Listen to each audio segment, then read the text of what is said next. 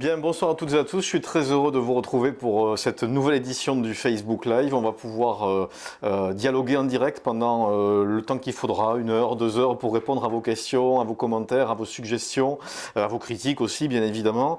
Et donc, on va attendre vos questions et essayer de rapporter les réponses les plus précises, les plus concrètes possibles. Alors, il y a déjà des questions qui ont été posées avant ce live, donc si vous voulez on va commencer avec ces questions. Et la première qui m'a été posée, c'est une habitante qui me demande si le fait de brûler des palettes dans son jardin était autorisé. Donc j'imagine qu'elle a observé ça chez des voisins. Donc pour vous donner toutes les précisions, effectivement ça n'est pas autorisé, vous ne pouvez pas brûler des palettes dans votre jardin. C'est interdit tout au long de l'année pour des raisons de pollution de l'air et de troubles du voisinage. Mais c'est pareil pour les déchets verts, vous ne pouvez pas les brûler en fait dans votre jardin. Il y a uniquement des exceptions pour les palettes, mais ça concerne uniquement les exploitations forestières, on va dire. Donc non, effectivement, ça n'est pas autorisé. Et je vous rappelle que pour les déchets verts, il y a un ramassage qui est organisé sur une grande partie de la ville. Il y a aussi des dépôts qui vous sont proposés par la communauté d'agglomération de Castres-Mazamet sur les hameaux, notamment dans les périodes où il y a le plus de coupes de taille et où on a le plus de déchets verts dont il faut se débarrasser. Donc voilà pour répondre à cette question sur le fait de brûler des palettes. J'ai une question aussi qui a été posée sur des rumeurs qui annonceraient l'ouverture d'un dépôt de pain par le tabac presse de la place Gambetta. On me fait remarquer que à 40 mètres de là se trouve une des dernières boulangeries artisanales de Mazamet, en tout cas un centre-ville. On me fait remarquer qu'il y a des difficultés pour les boulangeries actuellement pour se maintenir dans les cœurs de ville, du fait notamment de la concurrence des boulangeries de périphérie et du fait que des commerces généraux vendent aussi du pain. Donc la question qui m'est posée, c'est de savoir si j'ai connaissance d'un tel projet d'ouverture d'un dépôt de pain. Alors non, pas à ma connaissance ce jour. Et la deuxième question qui m'est posée, c'est de savoir si j'ai mon mot à dire en tant que maire concernant cette possibilité, afin que l'offre de commerce et de services dans la ville soit raisonnée et durable. Et bien, la réponse est également non. Moi, je n'ai pas la possibilité en tant que maire demain d'interdire l'ouverture d'un commerce. Je peux prendre des mesures restrictives qui, si elles sont motivées par des troubles à l'ordre public, et on y viendra puisque vous voyez qu'hier j'ai pris un certain nombre d'arrêtés, et je pense qu'il y aura des questions par rapport à ça ce soir, en tout cas on va en parler parce que ça nécessite aussi des explications. Donc moi j'ai la possibilité, s'il y a des troubles à l'ordre public, des difficultés qui se font jour du fait d'un commerce, de prendre des sanctions, mais je n'ai pas la possibilité a priori d'interdire l'ouverture d'un commerce ou d'interdire à un commerce de faire un dépôt de pain. C'est pas possible. De même que j'ai pas la capacité d'interdire certains types de commerces a priori. Voilà, ça c'est pas possible. Alors ensuite, j'ai une question sur le fait de savoir si on peut faire quelque chose par rapport aux véhicules bruyants qui circulent en ville. Une poignée d'entre eux, toujours les mêmes et assez identifiables, ne respectent pas les limites de décibels permis, mais ne semblent pas inquiéter. Il est évident que les forces de l'ordre dans ce pays ont d'autres chats à fouetter, mais bon, il y a vraiment des abus, avec notamment des motos 50 cm extrêmement bruyantes et quelques voitures qui font des accélérations à fond de seconde dans les rues principales en pleine nuit. L'été arrive et cela va être pire comme les étés précédents. Alors, qu'est-ce qu'on peut faire? Vous comprenez évidemment la difficulté, c'est que il faut pouvoir interpeller les auteurs de ces excès. D'abord, c'est des excès de vitesse et ensuite des excès qui peuvent être des excès sonores. Il faut pouvoir les interpeller et les trouver sur le fait, les prendre sur le fait. C'est évidemment extrêmement difficile et on ne peut pas, comme je l'ai souvent expliqué, mobiliser, bloquer des policiers municipaux pendant 3, 4 heures, 5 heures, 6 heures à attendre que quelqu'un passe peut-être à vive allure et avec un niveau sonore trop élevé. Quand vous m'écrivez en revanche et que vous me dites toujours les mêmes et assez identifiables, là ça m'interpelle parce que là on peut agir. Et d'ailleurs on l'a fait à plusieurs reprises, on l'a fait notamment l'été dernier. On avait un souci un peu similaire à celui que vous décrivez dans le secteur on va dire compris entre quelque part entre Négrins et le Bousquet. On avait sur ce secteur effectivement des voitures qui passaient à très vive allure avec beaucoup de bruit, quasiment, et là c'est les habitants qui nous l'ont signalé, qui ont pu repérer le type de voiture. Si vous avez l'immatriculation, c'est encore mieux, il ne faut pas hésiter à nous la donner, et surtout qui ont repéré donc le type de voiture et en nous disant voilà, ils passent à peu près tous les jours à la même heure. À peu près, voilà, quelque part entre 18h et 20h, à peu près tous les jours. Et donc avec ces éléments-là, donc des éléments précis qui permettent de réduire un petit peu le champ de recherche, on a pu mobiliser nos policiers municipaux et bim, on les a arrêtés, on les a interpellés et on les a verbalisés. Et depuis, le trouble dans ce secteur a cessé. Donc si vous voyez des véhicules qui passent à très vive allure, qui font manifestement beaucoup de bruit. Il faut nous donner un maximum d'éléments, un maximum de précision. Donc type de véhicule, si vous pouvez, plaque d'immatriculation, et arriver à nous définir, nous dire, ben voilà, les faits se produisent plutôt en fin de semaine, le vendredi, le samedi, entre 22h et minuit, plutôt en début de semaine, entre 18h et 20h. Voilà, des éléments un peu plus précis qui vont nous permettre de préparer les policiers municipaux à intervenir, de les positionner pour pouvoir verbaliser le moment venu et pouvoir donc faire cesser ces troubles. On l'a déjà fait, donc n'hésitez pas, vous nous faites remonter ces infos via la police municipale par exemple, et on aura l'occasion de verbaliser. Donc voilà ce qu'on peut faire effectivement contre ces troubles. J'ajoute que pour les nuisances sonores générées par les véhicules, en particulier les deux roues, il y a des contrôles réguliers qui sont faits là plutôt par la police nationale, très régulièrement. Donc c'est des contrôles préventifs qui sont faits avec aussi des verbalisations quand il y a des deux roues qui ne sont pas aux normes. Donc il y a quand même un travail de fond qui est mené par les policiers. Donc il nous faut des éléments précis, mais vous comprenez bien qu'il est quand même difficile de trouver, d'interpeller ces individus en les prenant sur le fait. C'est évidemment très compliqué parce que c'est un peu le jeu du chat et de la souris, mais si on a des éléments précis, encore une fois, on peut agir. On a ensuite une question qui est posée par Anto SM qui nous demande où on en est des terrains de la Lose et du Clubhouse pour le SM, où va être le Clubhouse. Alors pour les terrains de sport de la Lose, vous savez que ces terrains ont été vendus à l'entreprise Menguise, c'est une formidable nouvelle pour Mazamet, pour tout le pays mazamétain et pour le sud du Tarn même plus généralement. Le groupe Menguise va faire une extension de son usine actuelle de l'autre côté de la route en fait, sur ces terrains effectivement dits de la Lose qui sont des terrains de rugby. Le groupe Menguise va également faire l'acquisition de terrains qui sont à l'arrière de ces terrains de rugby, notamment les anciennes serres municipales et les locaux aujourd'hui où nous hébergeons nos espaces verts et les locaux, les terrains de l'ancien camping. Donc d'abord j'en avais parlé mais je le redis, c'est une formidable nouvelle pour l'économie mazamétaine. L'entreprise aujourd'hui Menguise est intégrée dans un groupe plus important qui est le groupe Océalia, qui est une des plus importantes coopératives agroalimentaires françaises. Et avoir ce développement majeur sur Mazamet est une chance pour notre territoire. C'est d'abord la pérennisation de l'usine existante et c'est un développement donc très important avec cette nouvelle usine qui va être créée. Donc on doit s'en réjouir. Ça montre l'attractivité de Mazamet, ça montre aussi la qualité, le sérieux du travail qui est effectué par tous ceux qui travaillent aujourd'hui chez Menguise sur Mazamet, qui sont attachés à cette entreprise et qui avec ses fondateurs en ont fait ce qu'elle en est aujourd'hui, c'est-à-dire un fleuron, on peut le dire, un fleuron de l'industrie française. Donc soyons contents, soyons fiers d'avoir une entreprise comme Menguise qui se développe sur notre territoire. Et ça a été de longues discussions parce qu'il fallait trouver des solutions adaptées. Nous manquons de terrain sur Mazamet. Pour ceux qui nous prétendaient le contraire, on développera ensuite sur les conséquences que ça a sur les terrains de rugby. Les mêmes qui aujourd'hui, par ailleurs, peuvent parfois nous critiquer sur ce qu'on fait pour retrouver les terrains de rugby, sont les mêmes qui nous disaient « mais non, vous manquez pas de terrain, il ne faut surtout pas ouvrir la zone de la trille ». Bon, aujourd'hui, démonstration est faite qu'à Mazamet, on n'a pas des terrains à revendre en grande quantité. quantité et on manque souvent de place. Parenthèse refermée, donc très bonne nouvelle. Qu'est-ce qu'on fait donc pour les terrains de rugby? Bien, on va reconstruire un terrain de sport, comme on l'a annoncé, au niveau du parc de la Molière. Un terrain qui va être l'occasion d'abord de répondre à une demande. Alors là aussi, j'ai lu, j'ai entendu beaucoup de choses. On me dit, mais pourquoi vous mettez un terrain dans la Molière? Est-ce que vous pouviez le mettre ailleurs? Le terrain, non, on ne pouvait pas le mettre ailleurs, sauf à le mettre en plein milieu de la montagne noire ou par exemple à la Trille, pourquoi pas. Mais c'était peut-être pas le but d'un terrain de rugby, il valait peut-être mieux le rapprocher des installations existantes ou d'un terrain de rugby ou d'un terrain de foot.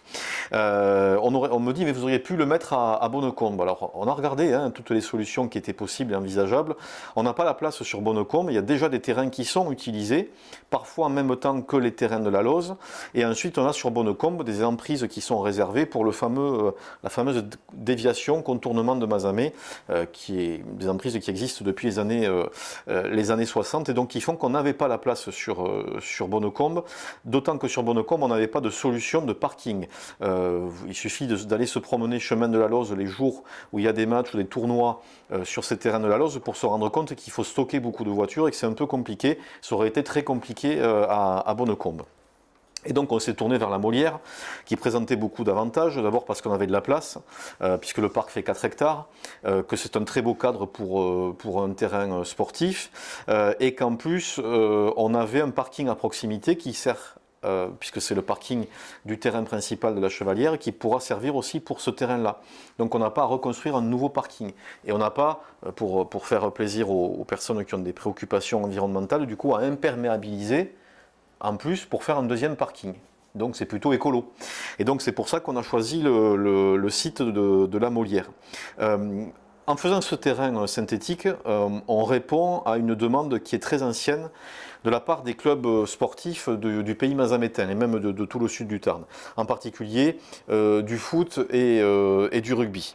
C'est une demande qui est ancienne, qui est forte, et on s'est dit qu'à le faire, il fallait le faire bien, le faire avec les meilleures techniques. Aujourd'hui, la meilleure technique demandée par les clubs, encore une fois, c'est le synthétique, sachant qu'aujourd'hui, le synthétique, c'est pas ce qu'on a pu à l'époque vous montrer avec des billes de pneus qui faisaient que vous ressortiez tout noir après avoir fait un match recouvert quasiment de goudron. Aujourd'hui, les terrains de sport synthétiques sont faits avec du recyclage de plantes en fait naturelles comme du maïs par exemple.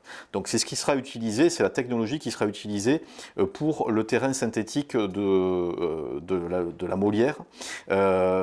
C'est un système qui permet aussi de ne pas imperméabiliser, ou très peu, puisque 70% de l'eau s'écoule naturellement sur ce type de terrain, donc on ne retient pas l'eau, on n'imperméabilise pas les sols, et les 30% restants sont récupérés, recyclés et réutilisés pour l'entretien, le nettoyage, etc. Premier point. Le synthétique, je passe après sur tous les avantages que ça a en termes de facilité d'utilisation.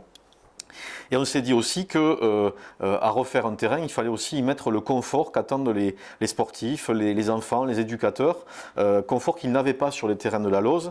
Et donc c'est pour ça qu'il y aura des vestiaires qui seront établis juste à proximité de ce terrain, et il y aura aussi un gradin couvert qui sera installé, qui permettra aux parents, aux spectateurs de regarder les matchs à l'abri de la pluie ou à l'abri du soleil fort en été lorsqu'il y a des matchs. C'est quand même beaucoup plus agréable. Et donc on répond à une demande qui est très importante, encore une fois, qui a été massivement exprimé par les clubs sportifs, par les parents, par les jeunes, par les éducateurs, par tous les responsables. Et donc c'est pour ça qu'on a fait effectivement ce choix d'installer ce terrain sur le site de la Molière.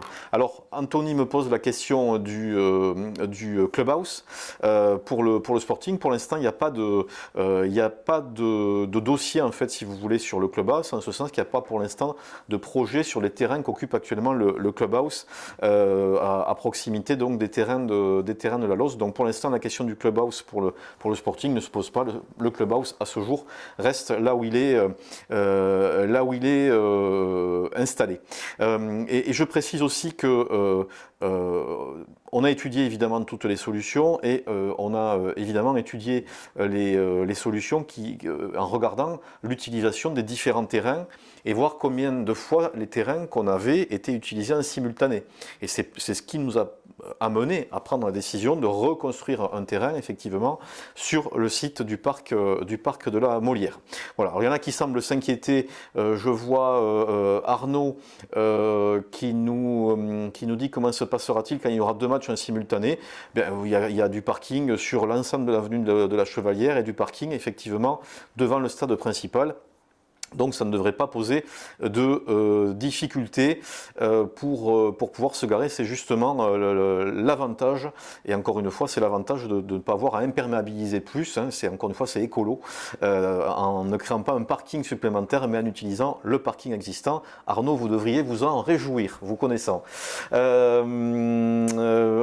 ensuite, j'ai une question de Marilyn, toujours dans ce secteur, qui me pose la question du futur centre de santé donc à la Molière. Alors donc, effectivement, là aussi c'est un projet qui est extrêmement positif.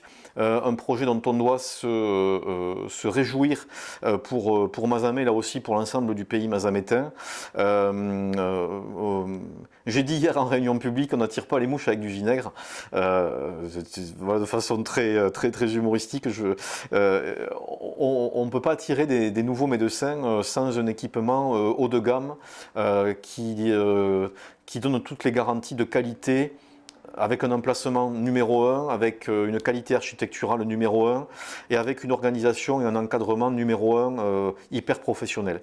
On a, nous, élus, fait beaucoup pour ramener des médecins sur la ville. Je vous rappelle qu'on a ouvert un centre de santé avec des médecins salariés boulevard Soult il y a maintenant déjà 5 ans. Heureusement qu'on l'a anticipé. Ce centre de santé accueille, je le redis, parce que j'entends parfois ou je lis parfois que ça ne sert à rien, qu'il est vide. Il y a 4 médecins à temps plein qui consultent 3500 patients. Donc heureusement qu'on a fait ça, parce que si on n'avait pas fait ça, la situation serait bien plus compliquée que ce qu'elle est aujourd'hui.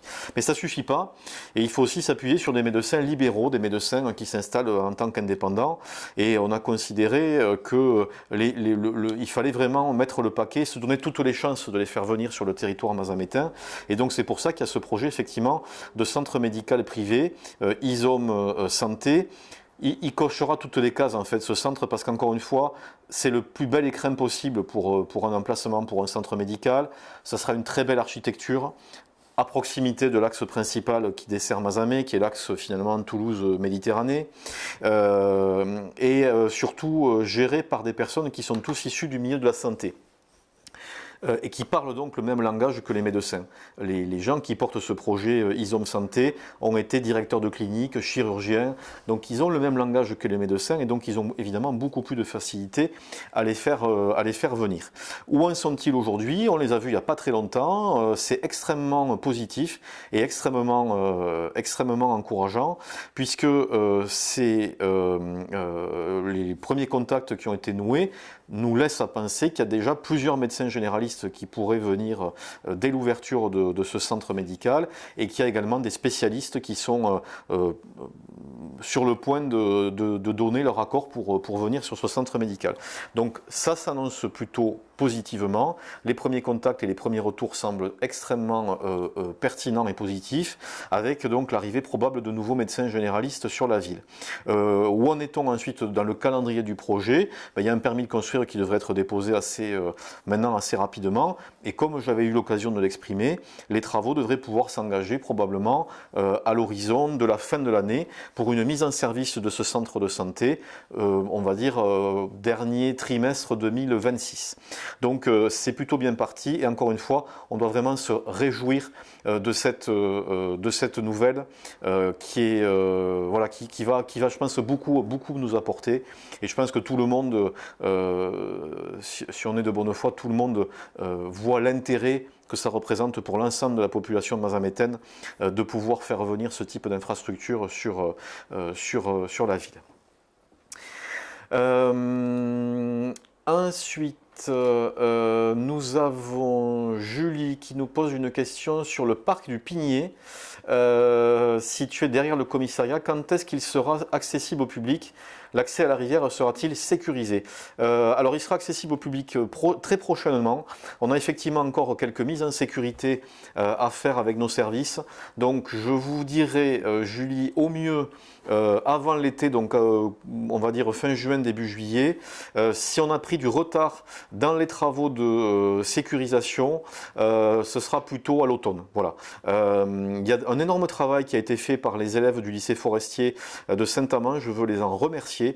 Ils ont fait un travail vraiment magnifique et vous verrez, ce sera un superbe écrin, 1 hectare, avec de très beaux arbres, de très belles essences, situé en plein cœur de ville et qui sera un vrai, là aussi, un nouveau poumon vert pour le centre-ville de Mazamet. Évidemment, les accès à la rivière seront sécurisés. Ils le sont déjà, le travail a déjà été entamé. Ensuite, alors les questions sur le centre de santé, je les ai évoquées. Alors une question qui demanderait à être plus précise sur les commerces de l'avenue Foch et de l'avenue du Maréchal Juin. Memeli. Oui, je vais y revenir. Mais donc sur les commerces de l'avenue Foch et de l'avenue du Maréchal Juin, il faut me détailler un peu la question parce que je ne vois pas trop quelle est la question que vous voulez me poser. C'est pour savoir si les arrêtés sont valables. Ah, parce que là c'était plutôt sur les commerces. Ah, c'était plutôt sur les commerces. Ok. Ok. Alors les arrêtés, je vais y revenir puisque c'est l'actualité de cette semaine et je vais vous en parler d'ici quelques instants. Ensuite, donc voilà, ok. Donc j'ai la question effectivement sur les arrêtés. Alors. Les arrêtés qui ont été pris hier. Bon, d'abord, il y a des choses qui existaient déjà depuis un certain nombre d'années qu'on ne fait que renouveler. On a le souci d'assurer le plus possible la sécurité, la tranquillité publique sur Mazamet et pour cela, nous, on est tenu de s'appuyer sur ce que la loi nous permet de faire. Or, la loi, elle est quand même très restrictive. Et vous n'êtes pas sans ignorer que, ce n'est pas un cas spécifiquement mazamétain, nous sommes en France et malheureusement, dans toutes les villes et maintenant même dans les villages, nous avons une frange de la population qui, comme je l'ai dit hier à la presse, je le redis sans aucun tabou et sans aucun problème, ne travaille pas, n'étudie pas et passe sa journée à tenir les murs, à faire des regroupements en ville, à dégrader, à salir, très probablement à se livrer à des trafics, à insulter ou à crier dans le dos des gens, etc., à cracher par terre, j'en passe et des meilleurs, à nous dégrader les espaces publics, les jeux au jardin des promenades, etc., etc. Donc on est tenu par rapport à ça de donner des moyens aux policiers d'agir. Pareil, j'essaie de lire un peu, de lire ce qui se dit sur les différents supports, les réseaux sociaux, de vous écouter, on se voit dans les réunions de quartier, on se croise en ville régulièrement, on discute. On me dit mais pourquoi vous faites ça, pourquoi les policiers n'interviennent pas? Ben justement, on fait ça pour que les policiers puissent intervenir. Alors je vais commencer avec ce fameux arrêté anti-regroupement. C'est un outil extrêmement utile justement pour les policiers. Puisque, alors je vais l'expliquer parce que là aussi j'ai cru comprendre qu'il y avait certaines incompréhensions. D'abord ça s'applique sur quel périmètre? Les 3 arrêtés qui ont été pris hier, donc l'arrêté anti-regroupement, l'arrêté anti-consommation d'alcool sur la voie publique et l'arrêté anti-vente d'alcool à emporter la nuit, le soir et la nuit, ça s'applique sur le centre-ville et sur le jardin des promenades. Voilà. Donc, en gros, vous prenez le jardin des promenades, vous remontez après en remontant vers l'Apollo, vous prenez la Grand Rue, tout le centre-ville, le Couronné-Reille autour de la mairie, jusqu'au boulevard Soult, et vous avez à peu près le périmètre où s'appliquent ces trois arrêtés. Donc, le reste de la ville n'est pas concerné. Ces arrêtés sont pris du 1er mai, donc de ce jeudi, jusqu'au 31 octobre. Pourquoi? D'abord parce que, et ça c'est la loi qui nous l'impose, donc quand je dis qu'on a un cadre qui est extrêmement restrictif, la loi nous impose de prendre des arrêtés qui sont limités à la fois dans l'espace et dans le temps. Donc c'est ce qu'on a fait. Ensuite, l'arrêté anti-regroupement, il concerne donc les regroupements de plus de 3 personnes qui portent, je vous lis l'arrêté tel qu'il est libellé, portant atteinte à l'ordre, à la sécurité, à la tranquillité ou à la salubrité publique. Et il est détaillé, nuisances sonores, crachats, souillures, dépôts de déchets, etc.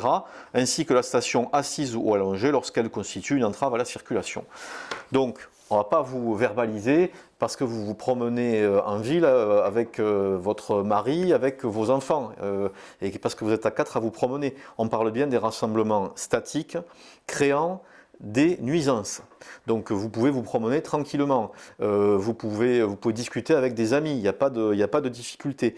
Les choses sont bien précisées, bien ciblées. Nous ciblons les fauteurs de troubles, les gens qui nous pourrissent la vie. Voilà, parce qu'il n'y a pas d'autre mot. Et je sais que vous êtes très nombreux à en avoir ras-le-bol de ces individus qui, encore une fois, n'étudient pas, ne travaillent pas et passent leur temps à créer du trouble.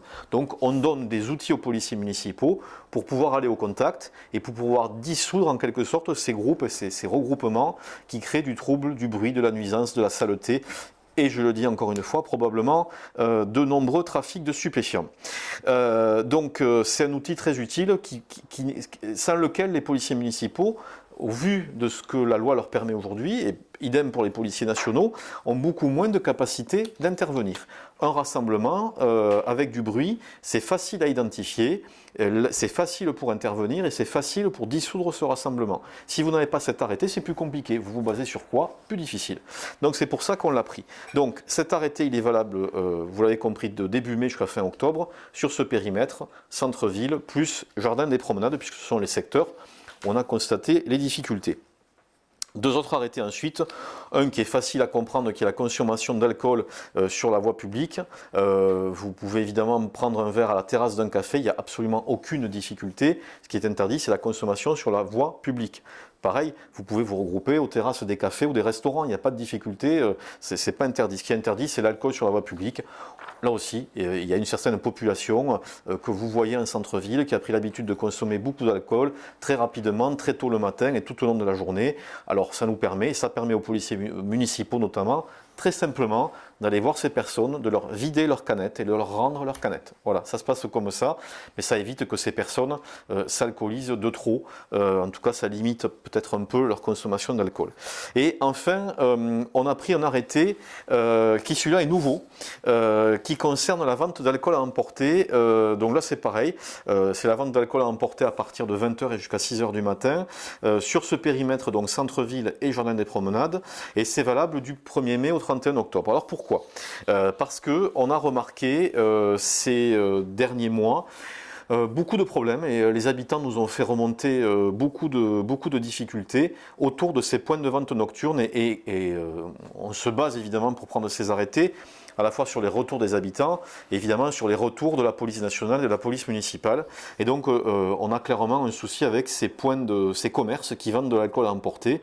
C'est le principal problème de bruit, de portières qui claquent, de cris, de troubles de voisinage qui sont créés sur le cœur de ville. Et donc, eh bien, il ne sera plus possible, sous peine de fortes amendes, de vendre de l'alcool à emporter, quel que soit le commerce, dans ce secteur périmètre du centre-ville, à partir de ce jeudi, parce qu'on estime qu'il y a un vrai problème de tranquillité publique qui se pose par rapport à cette vente d'alcool à emporter. Mais vous pouvez bien sûr continuer à aller consommer un verre sans problème au café, au restaurant, il n'y a absolument aucune difficulté et ça ne pose pas non plus de problème pour les fêtes ou les festivités qui peuvent être organisées dans la ville ou par les comités des fêtes. Celles-ci sont autorisées par des arrêtés spécifiques. Voilà. Mais on cible effectivement ces commerces qui sont des commerces qui ont tout à fait le droit d'exister, qui ont tout à fait le droit de commercer la nuit, il n'y a pas de difficulté, mais ils commerceront sans vendre d'alcool. Et puis s'ils veulent vendre de l'alcool, ils le feront avant 20h, voilà, c'est pas très compliqué et ça évitera beaucoup de troubles. Donc voilà pourquoi ces arrêtés ont été pris et ils ont vraiment pour objectif de favoriser et d'aider le travail des policiers, policiers nationaux, policiers municipaux sur l'ensemble donc du secteur du centre-ville. Samia me pose une question autour de la limitation de vitesse dans les quartiers. Alors sachez Samia qu'on fait des contrôles avec... D'abord la police nationale fait des contrôles régulièrement. Vous avez dû voir que le radar des policiers nationaux est souvent déployé sur les axes principaux, dans Mazamet, dans Roussillon, sur les axes, les pénétrantes autour de Mazamet, etc. Donc il y a des contrôles très réguliers qui sont faits et comme on a coutume de dire, quelqu'un qui conduit vite, il conduit pas vite vite qu'à un endroit, il conduit vite partout. Et donc les gens qui se font attraper, s'ils se font attraper à un endroit, c'est qu'ils ont aussi sûrement probablement conduit vite à un autre endroit.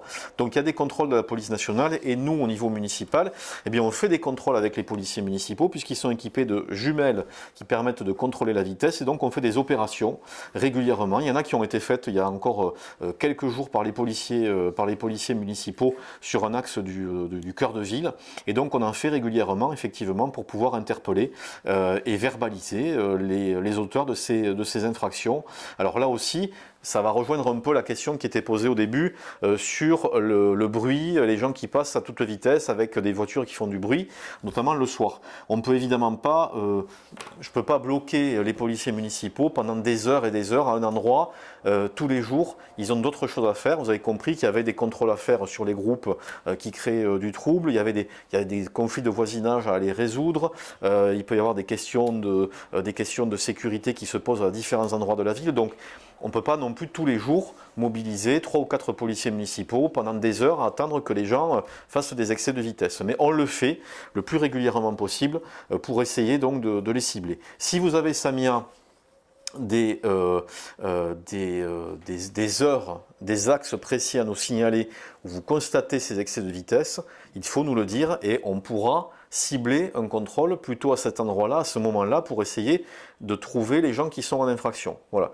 Et il faut qu'on ait, c'est la même chose que pour les voitures qui passent très vite et qui font du bruit, il nous faut des précisions. Avec des précisions, en resserrant un peu le filet, en quelque sorte, sur un axe, une avenue, une rue, et sur un horaire, une plage de 2 heures par exemple, là c'est plus facile et on peut procéder à des verbalisations et à des interpellations.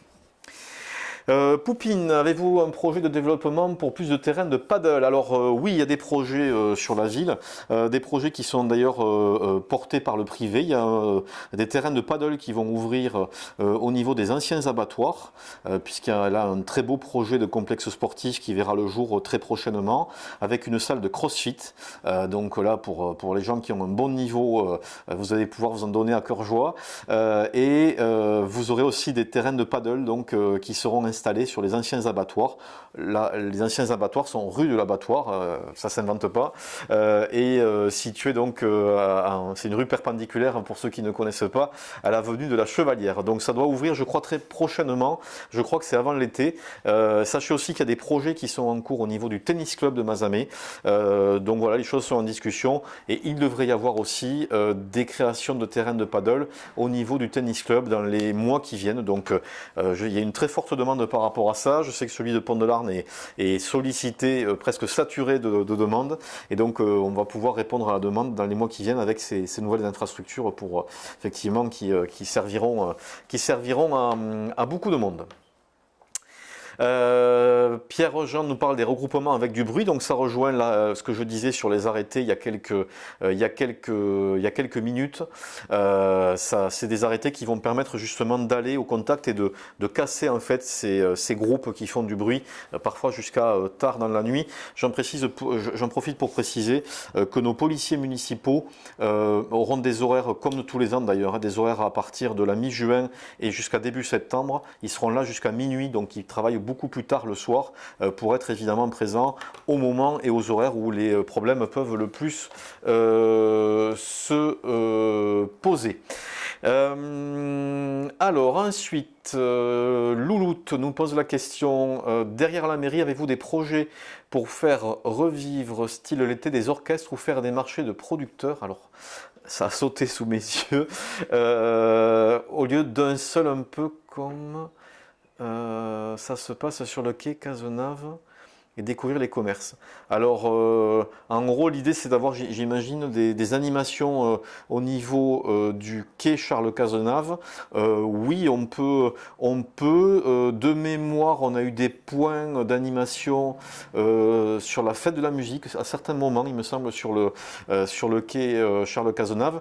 Mais j'entends la demande et j'identifie la demande donc de commerçantes en fait sur la place sur le quai Charles Cazenave, on pourrait effectivement, pourquoi pas, imaginer une animation qui permette de mettre en valeur effectivement les commerces de ce secteur dans le cadre des jeudis de l'été, par exemple. Pourquoi pas, c'est quelque chose qu'on peut tout à fait imaginer. Donc je note effectivement la demande et la suggestion. Jean-Luc, alors cette fois-ci c'est une question sur l'autoroute, sur la 69. Un avis sur le dernier rassemblement des opposants à la 69, équipé les 200 000 € par jour selon Via 81, coûte l'arrêt du chantier. Équipé, c'est vous et moi et nous tous, les contribuables. Je suis très en colère. Contre l'arrêt de ce chantier. C'est une violence inouïe qui est faite à toute une population, toute la population du Tarn Sud. Condamner une population à vivre au milieu d'un chantier, à traverser pour aller à Toulouse un chantier avec des chicanes, avec des accotements non stabilisés, avec des chaussées dénivelées, avec des trous, avec des dangers, avec l'absence de bande d'arrêt d'urgence. Condamner des malades à aller faire des traitements lourds à Toulouse, à passer par un tel carnage, arrêté sur une décision de justice, ça me révolte. Voilà, c'est une violence inouïe qui est faite à notre territoire, qui est faite à l'ensemble du sud du Tarn. Une violence inouïe dont se réjouissent des gens qui ont une attitude abjecte. J'ai pas de honte à le dire. Quand on est à Toulouse, qu'on a tout, le métro, la rocade, l'aéroport, le train, les trains régionaux, les trains express et je ne sais quoi, le tramway, les infrastructures, les universités, tous les centres de santé, les hôpitaux, etc., le niveau de vie qui va avec, et qu'on se réjouit de voir, je vais employer un terme, les gueux du Tarn Sud embourbés dans un chantier arrêté alors qu'il était terminé aux 3/4 et qu'il y avait 1000 personnes qui travaillaient dessus, c'est à vomir. Voilà, l'attitude des opposants, elle est à vomir. Donc vous avez mon sentiment sur le rassemblement de ce week-end. Au-delà du fait que je suis très en colère et que j'espère que tout ça se résoudra soit par une décision de justice, soit par une modification de la loi, j'allais dire par rapport au rassemblement de ce week-end qu'heureusement que le ridicule ne tue pas. J'ai vu que les opposants avaient des voitures à pédales. Alors ça m'a fait retomber en enfance en fait. Et j'ai retrouvé une photo. J'avais une petite voiture rouge à pédales, voilà, quand j'étais petit. C'était très sympa. Enfin bon, sérieusement, qui peut penser qu'on va avancer et qu'on va développer un territoire et le bien-être, parce que moi j'en reviens toujours au niveau de vie. Le niveau de vie, c'est le bien-être des habitants. Les gens qui vous parlent de lenteur, j'ai vu qu'ils faisaient l'éloge de la lenteur, formidable, des voitures à pédales donc, bon bref, etc. J'ai vu qu'il y avait eu une très belle démonstration de percussion, bon, très sympa, ok, mais enfin, franchement, faut arrêter avec la décroissance, hein. C'est pas en regardant la nature nous envahir et nous recouvrir, en ne pouvant toucher à rien, à aucun arbre, j'en viens, ça me permet de revenir au parc de la Molière, c'est pas comme ça qu'on va augmenter le bien-être des gens et le niveau de vie des gens. La décroissance, c'est le chômage, c'est l'appauvrissement généralisé, hein. C'est ça le modèle que nous proposent les opposants à l'autoroute et l'écologie politique aujourd'hui en France. Il faut le dire, les choses. C'est la décroissance. La décroissance, c'est l'appauvrissement généralisé. Voilà. Et donc voilà, vous savez ce que j'en pense et j'espère en tout cas que ce dossier va aboutir, parce que n'oubliez jamais, et je redis parce que là on est sur un live mazamétain, que au-delà de l'autoroute, d'abord, c'est un très bon atout pour le sud du Tarn. Ça rapproche Mazamet des grands axes nationaux. Et derrière l'autoroute, il y a des aménagements qui sont prévus importants entre La Bruyère et Mazamet. Ne l'oublions jamais. Et alors j'ai vu aussi qu'il y en a qui s'en offusquaient. Eh bien, si ça peut vous faire râler, je vais le redire ce soir. Quand on aura fait effectivement Toulouse-Castres-Mazamet, il faudra évidemment s'interroger sur la suite et le prolongement de Mazamet jusqu'à la Méditerranée, jusqu'à Béziers. Évidemment, j'ai vu qu'il y avait des opposants qui étaient effarouchés qu'on puisse penser qu'on allait s'arrêter là et qu'on voulait continuer vers Béziers. Mais bien sûr qu'on veut continuer vers Béziers, c'est la pure logique. Toute la vallée du Toré l'attend, l'ensemble des vallées héroltaises l'attendent aussi depuis des décennies d'avoir cette liaison. On est Mazamet au milieu, à mi-chemin quasiment entre Toulouse et Montpellier. C'est ça notre destinée, c'est ça la destination du sud du Tarn, c'est ça l'avenir du sud du Tarn. Donc évidemment oui, après l'autoroute, les aménagements entre entre Castres, La Bruyère et Mazamet. Et après ça, il faudra évidemment se pencher sur le désenclavement vers la Méditerranée. Comptez sur moi pour ne pas m'arrêter de le plaider, ça c'est sûr. Et si ça peut faire râler les opposants, ça me met du baume au cœur. Voilà. J'espère vous avoir répondu, Jean-Luc. Ensuite, alors je vais essayer de remonter parce qu'il y a beaucoup de questions qui arrivent au fur et à mesure. Samia me reparle de la rue Ampère, abaisser la vitesse à 30 km/h et faire des contrôles. Je note en tout cas la demande pour les contrôles rue Ampère. Si on peut, les policiers municipaux auront votre suggestion pour leur planning de contrôle de vitesse. Sur l'autoroute, alors ça va être un petit peu disparate, mais on y va. Armel, le chantier de l'autoroute n'aurait pas dû démarrer sans autorisation, mais il a démarré avec des autorisations. Il a même obtenu une déclaration d'utilité publique.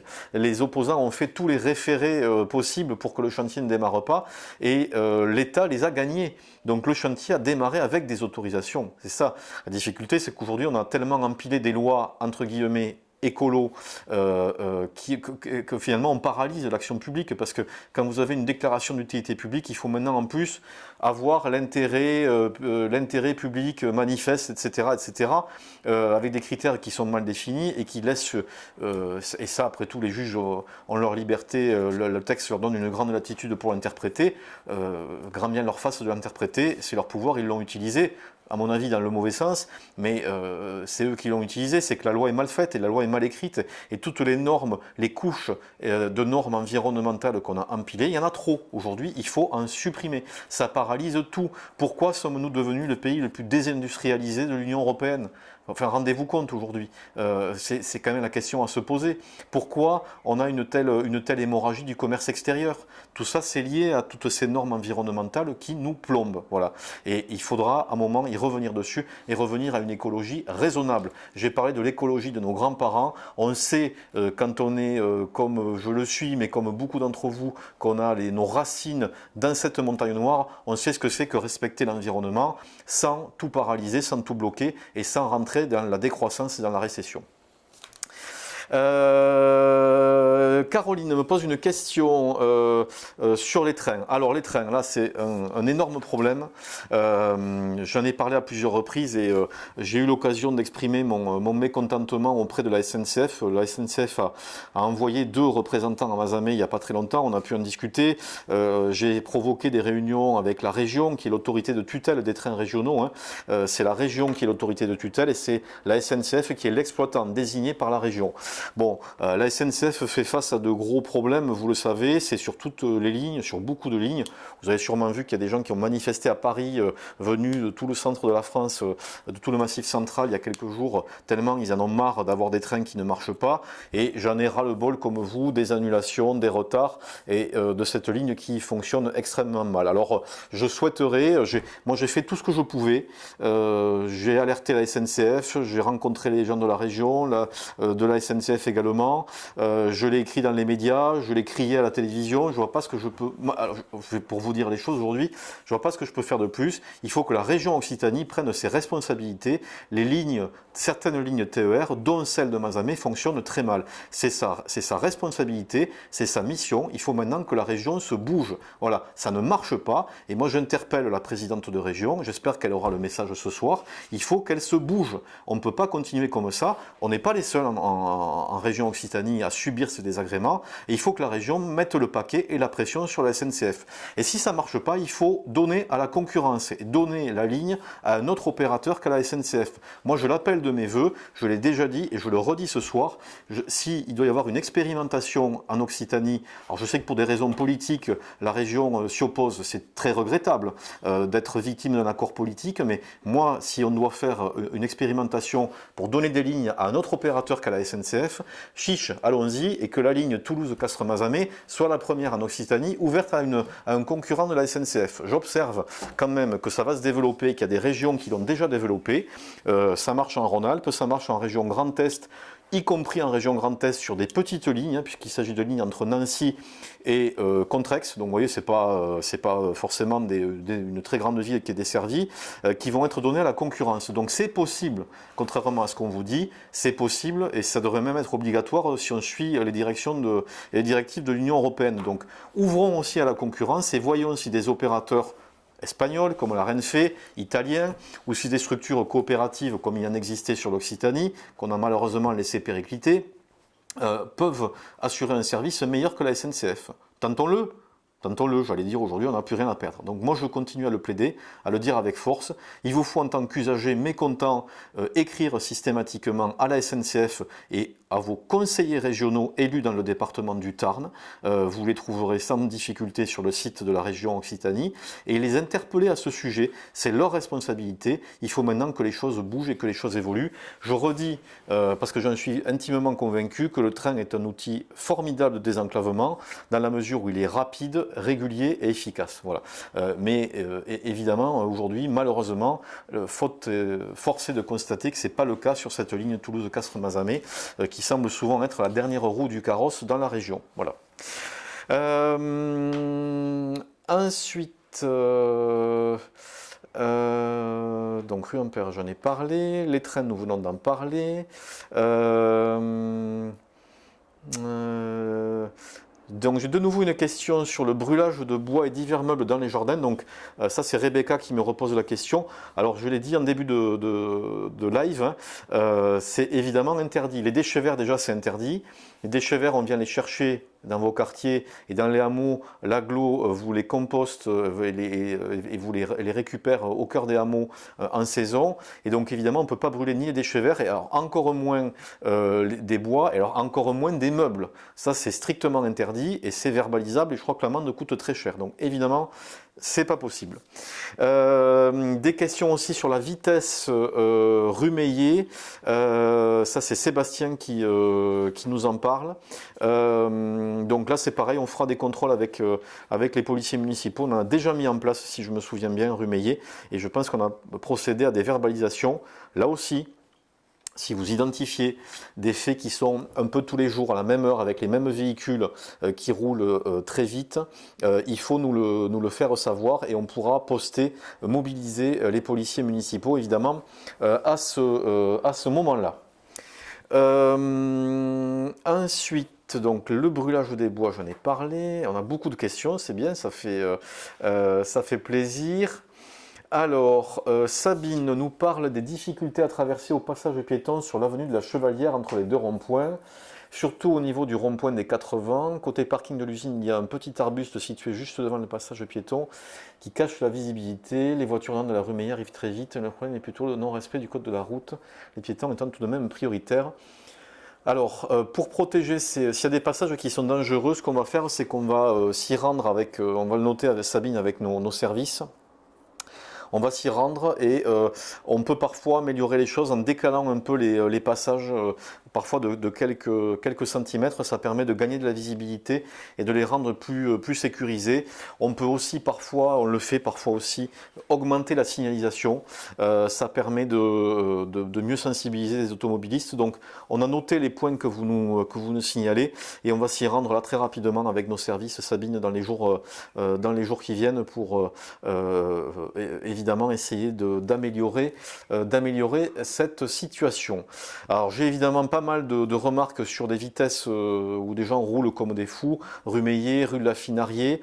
Ça c'est Cathy qui me le signale. Donc on va noter tous ces axes, mais je le redis encore une fois, on fait des contrôles. Si votre rue est trop exiguë ou pas assez droite pour qu'on puisse faire les contrôles, on ne les fait pas très loin. En général, et je le redis, la personne qui roule vite rue de la Finarié, si on ne peut pas faire un contrôle rue de la Finarié, parce qu'il faut pouvoir se positionner, il y a beaucoup de voitures stationnées, c'est pas si évident que ça, on l'aura avenue de la Chevalière, vous voyez ce que je veux dire. Donc on fait ces contrôles régulièrement, nous avec nos policiers municipaux, et la police nationale aussi le fait très régulièrement. J'ai une question de Christelle sur l'avenir de l'aire de Bonnecombe, vu que le parc de la Molière n'est plus accessible pour la fête du cheval et pour l'accueil des gens du voyage. Alors l'accueil des gens du voyage, c'est pas une obligation, il y a des aires qui sont prévues pour ça. En revanche, pour la fête du cheval, donc effectivement, avec la construction du terrain de sport à la Molière, cette fête du cheval se fera sur la zone de Bonnecombe cette année. Voilà. Donc vous avez la réponse à votre question. Quant aux gens du voyage, il faudra qu'ils trouvent une autre solution. Ils ne sont pas obligés de s'arrêter à Mazamet, ils peuvent la trouver ailleurs. Question très intéressante, c'est une question qui m'a été souvent évoquée en réunion de quartier. C'est Dounia qui me la pose sur l'extinction des lumières dans les rues. Pouvez-vous la repousser à minuit car ça laisse place au vandalisme, agression et tentative de cambriolage. Et puis cela est dangereux quand on part d'un repas de famille par exemple pour repartir dans la nuit totale. Alors, je vais boire un coup si vous m'y autorisez, le temps de... Voilà. J'ai eu beaucoup de questions par rapport à ça. Alors, la première chose, l'éclairage public éteint la nuit. Je l'ai toujours dit, j'ai jamais été fan de cette mesure. Je l'ai fait à contre-cœur pour des raisons budgétaires parce que, selon nos estimations, on doit pouvoir peut-être économiser 80 000 € par an sur le budget municipal, ce qui est quand même plutôt une économie intéressante. Donc je le fais vraiment pour des raisons budgétaires, mais pas par conviction. Voilà. Ensuite, on le fait sur les secteurs où il n'y a pas de vidéosurveillance et on le fait pas sur les secteurs où on a des lieux de vie la nuit. Par exemple, les parkings publics autour des cafés, des restaurants, il n'y a pas d'extinction de l'éclairage ainsi que sur les axes principaux. En revanche, sur les horaires, on en a parlé hier en réunion de quartier, on était à la Loze hier soir, à la même heure. Effectivement, j'ai pas mal de remontées sur un décalage qu'on pourrait peut-être faire pour éteindre un peu plus tard et rallumer qu'à 6 heures en fait. Donc couper finalement, plutôt que de couper de 23 heures à 5 heures, couper de 0 heure à 6 heures. Alors j'ai quand même quelques personnes qui m'ont proposé le contraire, qui m'ont dit moi je pars tôt le matin, je préférerais que vous coupiez de 22 heures à 4 heures.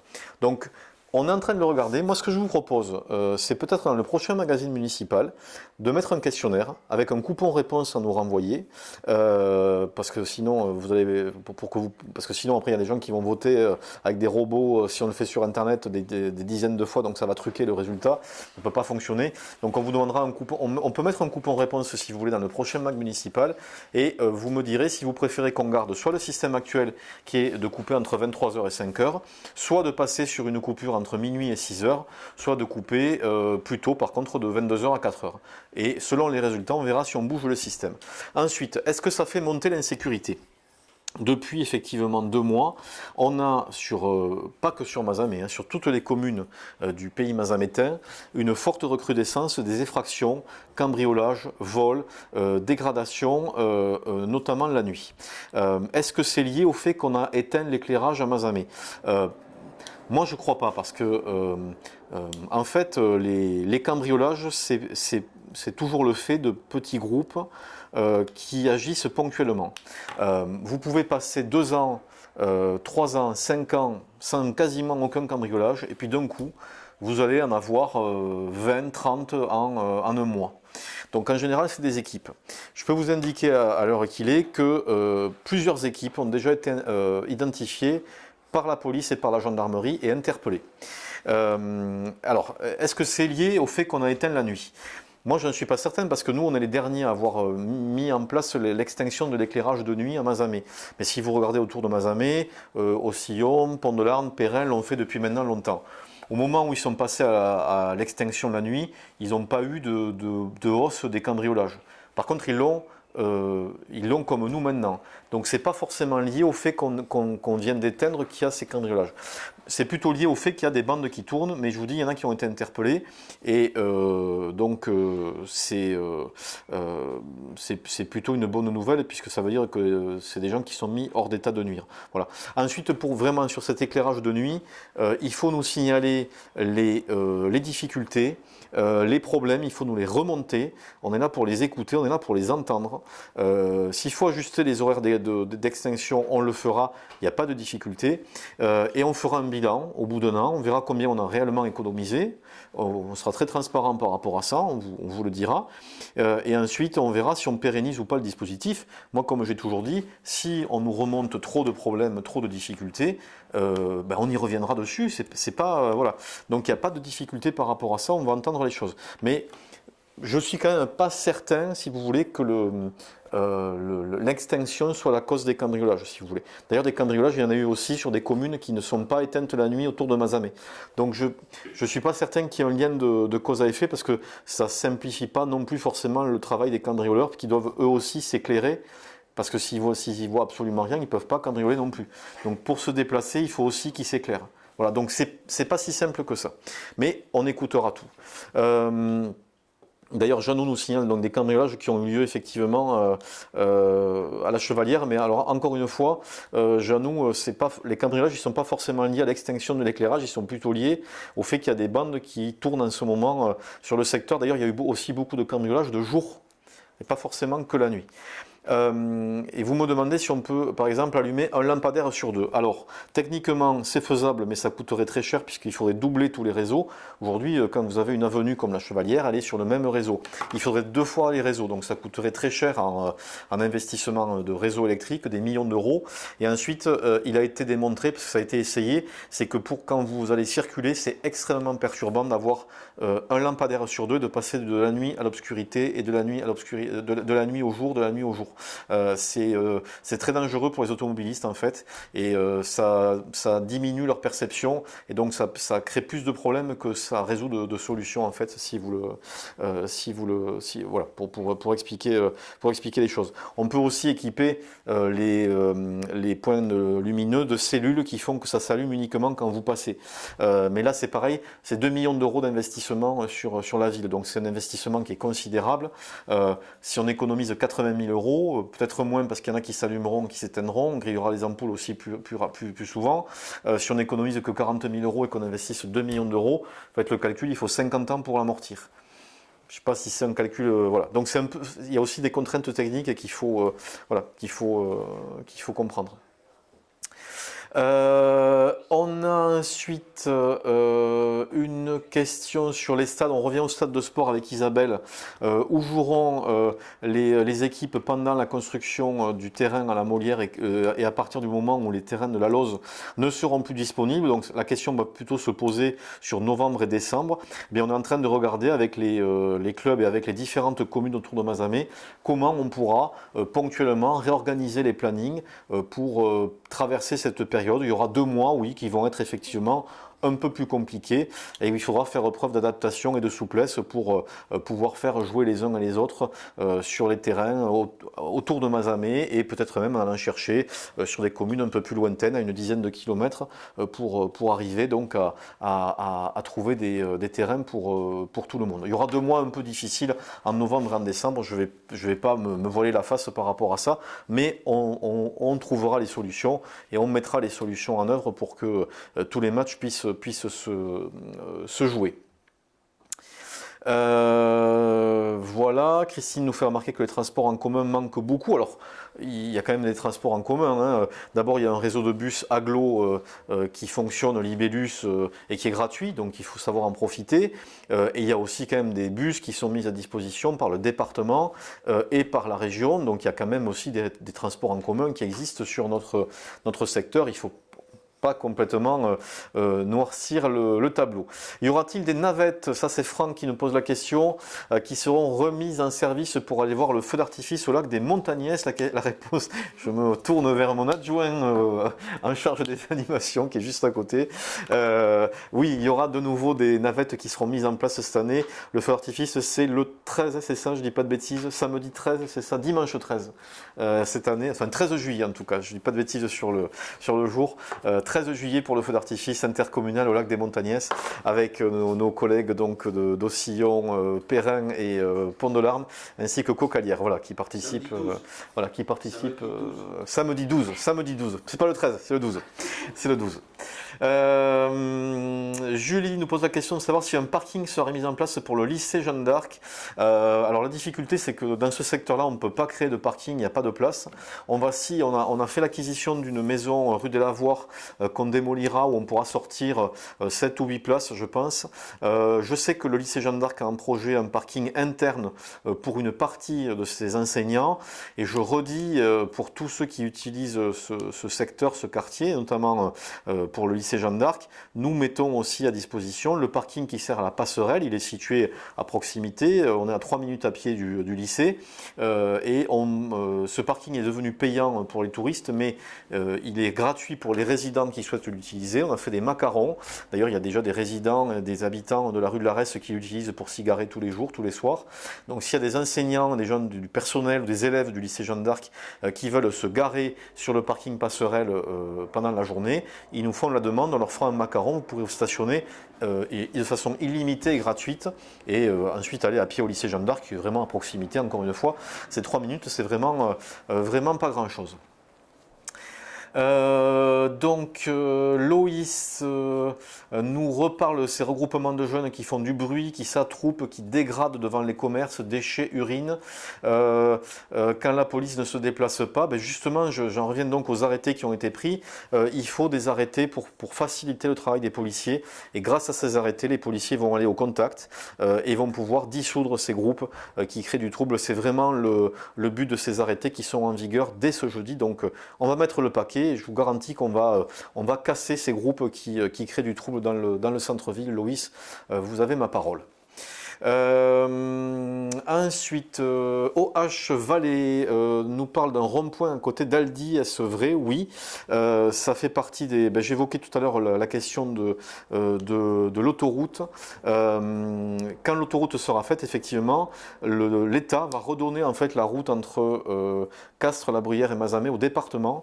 Et le département a prévu effectivement un certain nombre d'investissements et d'aménagements pour cette route-là. Et dans ces aménagements, il y a le fait de créer un grand giratoire au niveau du carrefour des Bosses pour faire sauter les feux. Vous savez que c'est un secteur où on attend souvent et c'est pas très agréable. On perd pas mal de temps aux heures de pointe, ça bouchonne. Et donc là, avec le giratoire, ça sera beaucoup plus fluide, d'autant qu'à terme, il y aura aussi le contournement d'Ossillon. Donc on continuera tout droit, en gros, jusqu'à un peu avant Rigotou. Et là, on contournera en fait par le bas de la zone de la Rougearier, tout Ossillon, sans repasser par le boulevard du Touré, par les feux, etc.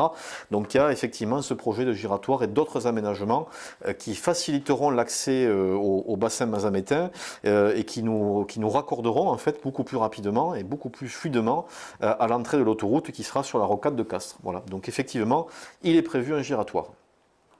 Fabienne, pourquoi certains secteurs comme les Guillous sont l'éclairage de la nuit? Alors ça se fait progressivement, Fabienne, comme je l'ai expliqué, Mazamet est une ville très étendue, avec de très nombreux quartiers et hameaux, donc nos électriciens y travaillent au fur et à mesure, donc les Guillous seront aussi concernés prochainement. Ça se fait, voilà, progressivement, on y va quartier par quartier, hameau par hameau, selon comment les éclairages publics sont raccordés et le temps que nos électriciens puissent intervenir sur toutes les bornes. Il y a énormément de travail, ça prend beaucoup de temps, mais ça sera fait aussi évidemment prochainement. Bon voilà, j'ai vous voyez, sur l'éclairage de nuit, j'ai Julie qui elle préférerait 22h 4h du matin, Dounia qui elle préférerait minuit 6h. Bon là, le débat est lancé, vous pourrez vous exprimer dans le prochain magazine municipal, on mettra un questionnaire et vous nous le renverrez pour nous dire sur quels horaires vous préférez vous caler. Ludovic me demande si je me représente pour un nouveau mandat. Je ne répondrai pas aujourd'hui et surtout pas ici. Je ne ferai pas, si je devais faire une annonce, quelle qu'elle soit, je ne la ferai pas par un canal mairie, je la ferai par mes réseaux personnels et évidemment en invitant la presse pour exprimer une décision. Mais je ne le ferai évidemment pas par les canaux de la municipalité, puisqu'on est bien censé distinguer les décisions qui touchent à une campagne électorale de l'action en tant que maire, en tant que municipalité. Voilà. Donc vous n'aurez pas, Ludovic, logique la réponse ce soir. Sébastien pose une question sur le manque en centre-ville de boulangerie. Il n'y en a plus qu'une seule, oui. Je sais que parfois la question peut se poser. Le métier de boulanger est un métier qui est en crise, on ne va pas se voiler la face. Il y a d'abord effectivement la concurrence des grosses boulangeries industrielles de périphérie, mais il y a aussi une crise qui est liée au fait que l'énergie est devenue très chère pour les boulangers, qui sont accablés de charges qui les plombent, et qu'il y a aussi une crise de vocation chez les jeunes parce que c'est un métier dur, il faut se lever tôt, il faut travailler les week-ends, les jours fériés, et donc c'est un métier qui est en crise de vocation. Donc on est heureux d'avoir une boulangerie vraiment sur le cœur de ville, et d'autres évidemment sur l'ensemble de la ville, et de pouvoir les soutenir, nous de pouvoir mairie les faire travailler lorsqu'on a des commandes à passer. Quand vous venez au vœu au Palais des Congrès tous les ans en début d'année au mois de janvier, on a à cœur de faire travailler justement les boulangers de Mazamet pour nous fournir le cocktail pour l'ensemble des habitants de la ville. Donc il faut les soutenir et il faut faire travailler nos artisans boulangers qui le méritent bien évidemment. Ensuite, on a une question de Jacques sur le projet de centre médical au parc de la Molière et comment il va faire pour trouver des médecins. Écoutez, je sais que les responsables du projet ont des discussions au niveau de médecins dans le Tarn, mais également beaucoup plus largement sur l'agglomération toulousaine et sur les grandes agglomérations de l'Occitanie. Et que des infos que j'ai, ils ont aujourd'hui à ce jour des contacts plutôt bien avancés, notamment avec des médecins généralistes. Voilà, donc ça semble plutôt bien engagé. Marie-Laure nous demande si l'aide à l'installation d'alarme est toujours d'actualité. La réponse est oui. N'hésitez pas à en faire la demande. On peut prendre jusqu'à 500 € de subvention pour vos installations d'alarme, de grilles, de caméras, donc tout ce qui peut vous servir à la sécurité sur votre domicile ou sur votre commerce. Donc n'hésitez pas à faire la demande. Vous pouvez vous adresser directement au service technique pour avoir tous les renseignements nécessaires. Des questions encore sur la vitesse avec Sabrina, rue Montplaisir ou rue de l'Arnette. Rue Montplaisir, je pense qu'on a déjà fait des contrôles de vitesse avec les policiers municipaux et qu'on a fait des verbalisations. Rue de l'Arnette, je ne sais pas si on a suffisamment de dégagement pour faire les contrôles. En tout cas, un peu la même réponse que tout à l'heure. Si on ne fait pas des contrôles précisément sur cette rue, on peut le faire juste à côté sur une rue qui est plus large et qui est mieux adaptée pour pouvoir donc verbaliser les vitesses excessives. Et là aussi, Sabrina, je vous engage, si vous avez des heures ou des véhicules un peu identifiés qui roulent à très vive allure, à nous les signaler pour qu'on puisse resserrer les jours et les moments de contrôle qu'on fait avec les policiers municipaux pour essayer de verbaliser plus facilement. Fabienne me pose une question sur le fait que sa voisine n'ait pas de microstation. Alors c'est une question là d'assainissement, donc là je n'ai pas la réponse, en plus c'est un cas particulier donc ça va être très difficile de répondre. Fabienne, peut-être vous rapprocher du CIVAT qui pourra vous donner des réponses plus précises par rapport à l'assainissement sur votre secteur. Là je ne peux malheureusement pas répondre à un cas particulier. Laure dit que les arrêtés sont très bien pour le centre-ville mais que les groupes vont se déplacer ailleurs et me cite la cité du Centenaire. Alors on a toujours la possibilité, Laure, et ça fait partie des réflexions qu'on aura, d'étendre les périmètres de ces arrêtés. On peut toujours faire un avenant aux arrêtés qu'on a pris hier et au cours de l'été, si on se rend compte que effectivement les troubles se sont déplacés, on peut toujours modifier ces arrêtés, donc il n'y a pas de souci. Il faudra évidemment nous faire nous remonter les difficultés qui peuvent exister pour qu'on puisse évidemment les traiter. Une question sur l'avenir de l'aéroport, c'est Nathalie qui nous la pose, c'est une question très intéressante. L'État va se désengager de l'aéroport de Castres-Mazamet, c'est une quasi-certitude à l'horizon 2026. Malheureusement, on peut le regretter, l'État se désengage de plus en plus des aéroports, des petits aéroports qui sont pourtant très utiles, et cette liaison elle est un vrai atout pour le territoire. Ça veut dire qu'il faudra qu'après 2026, les actuels cofinanceurs qui resteraient, c'est-à-dire la communauté communauté d'agglomération de Castres-Mazamet, le département du Tarn et la région Occitanie continuent à financer et augmentent leur participation pour pérenniser cet équipement. Ça veut dire aussi qu'il faut peut-être qu'on arrive à trouver d'autres financeurs. D'abord peut-être convaincre l'État de ne pas se désengager, mais qui sait, les majorités peuvent évoluer et la politique de l'État peut évoluer au gré des majorités. Et ensuite, pourquoi pas trouver des cofinancements sur d'autres agglomérations, d'autres intercommunalités dont la population utilise l'aéroport. Voilà, il faut avoir des discussions, pourquoi pas avec Albi, puisqu'il y a beaucoup d'Albigeois qui prennent aussi aujourd'hui l'avion sur l'aéroport de Castres-Mazamet. Donc en tout cas, moi voilà, je suis convaincu de l'utilité de cet aéroport. C'est un outil, un avantage concurrentiel incroyable pour notre territoire. Et en tout cas, je fais partie de ceux qui plaideront haut et fort pour qu'on puisse le maintenir et faire l'effort pour le maintenir. Samuel nous demande on est le projet sur l'ancien site d'EDF derrière le Palais des Congrès. Alors il faut savoir que c'est un site qui n'appartient pas à la mairie, hein. Ça appartient à une société foncière privée qui a repris tout un tas de sites à EDF. Nous sommes en discussion aujourd'hui avec un porteur de projet qui pourrait y construire des logements. Les choses semblent bien avancées.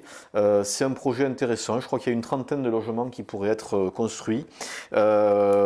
Donc voilà, des discussions sont en cours avec les services de l'État qui sont assez tatillons pour délivrer un permis de construire, mais j'ai bon espoir que ça aboutisse et que ça permette donc de créer du logement sur ce secteur. Voilà, c'est en cours, en rappelant que la mairie, encore une fois, n'est pas propriétaire de ces terrains-là. Donc ils ne sont pas à nous, mais les choses semblent vouloir avancer.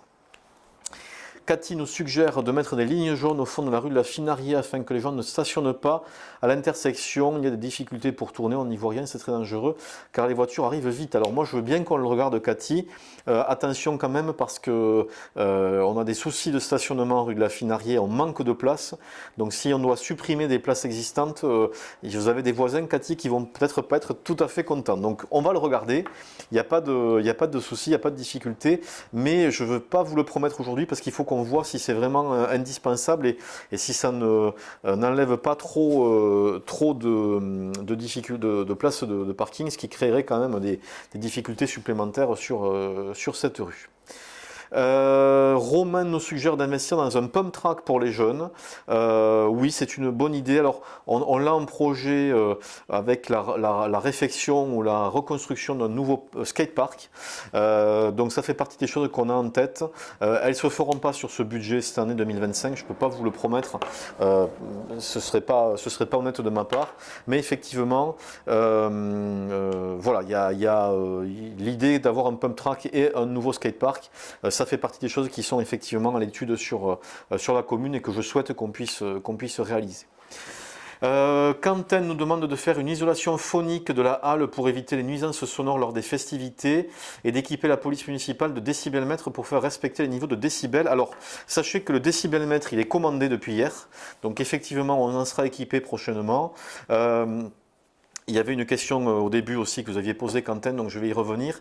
Et on a une réunion avec les responsables des cafés lundi pour préparer l'été. Donc d'abord pour leur demander de nous faire passer en amont l'ensemble des dates où ils veulent organiser des animations pour qu'on puisse le gérer et qu'il n'y ait pas un télescopage avec plein d'animations sur la même semaine, ce qui peut être parfois difficile à vivre pour les riverains. Et ensuite, effectivement, on aura un sonomètre qui permettra de mesurer les décibels et de faire de la prévention au départ. On ne va pas verbaliser tout de suite, mais avec les organisateurs de soirée, pour leur expliquer, voilà, on vient, on mesure, quand vous avez la sono à 8, vous êtes à 90 décibels, si vous la mettez à 10, vous êtes à 110 décibels, et si vous la mettez à 12, vous êtes à 130 décibels, par exemple. Exemple tout à fait théorique. Et donc de les sensibiliser, de leur dire, voilà, ne poussez pas pendant la soirée plus que 9 ou que 8, pour ne pas être à plus de 80 ou 90 décibels ou 60 décibels, selon les endroits, selon la configuration. Donc effectivement, on va être équipé de ce dispositif et on va le faire en bonne intelligence avec les organisateurs de soirée pour pouvoir donc limiter les bruits. Ensuite, isoler phoniquement la halle, ça me paraît extrêmement compliqué. Ce serait un chantier colossal. Pour éviter que ça résonne dans la halle, déjà on en a pour 200 000 € si on voulait installer des capteurs de son pour éviter qu'on ait un meilleur son dans la halle déjà. Mais l'isoler complètement pour que aucun son ne transparaisse à l'extérieur, c'est probablement plusieurs millions d'euros, donc ça me paraît extrêmement compliqué. Je suggère plutôt, et j'en reviens à ce que je disais à l'instant, que quand des soirées sont organisées à la halle, on fasse des mesures avec le décibelmètre, qu'on voit l'impact, le retentissement que ça a sur les appartements qui sont à proximité, dont le vôtre, et qu'on cale le niveau de décibels et l'endroit où on met la sono dans la halle pour éviter que vous ayez effectivement ce type de désagrément.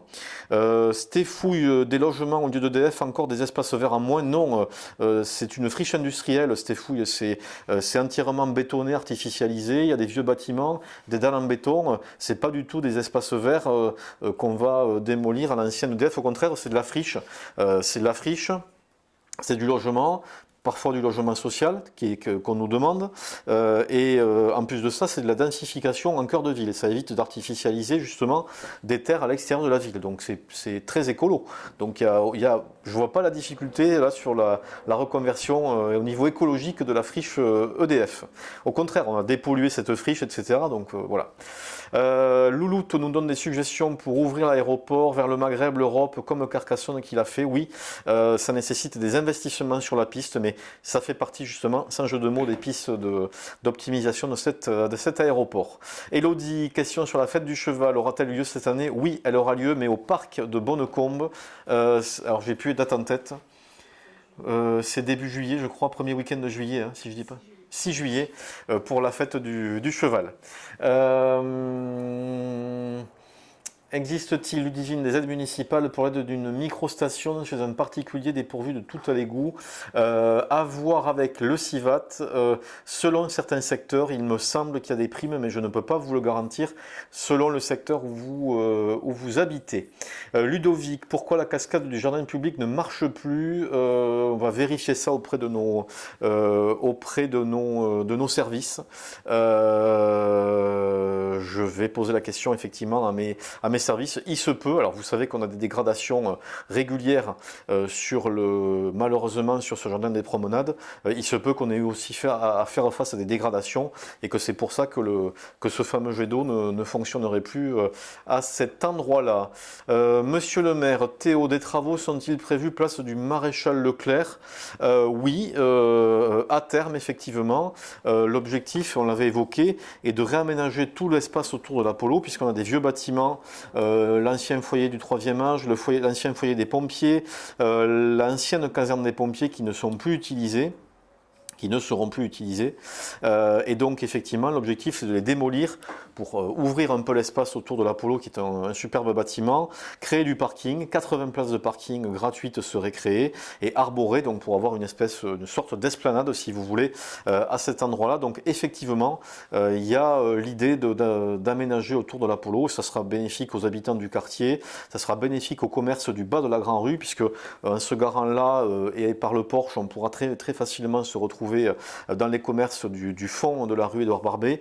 Donc voilà, ça a beaucoup d'avantages pour le quartier. Ça fait partie effectivement des projets, des priorités de l'équipe municipale. Fabienne remercie les agents municipaux qui sont venus déboucher le lavoir de la Higue, ainsi que Marine qui est très gentille et très professionnelle à l'accueil, je confirme. On les remercie et merci à vous pour votre commentaire.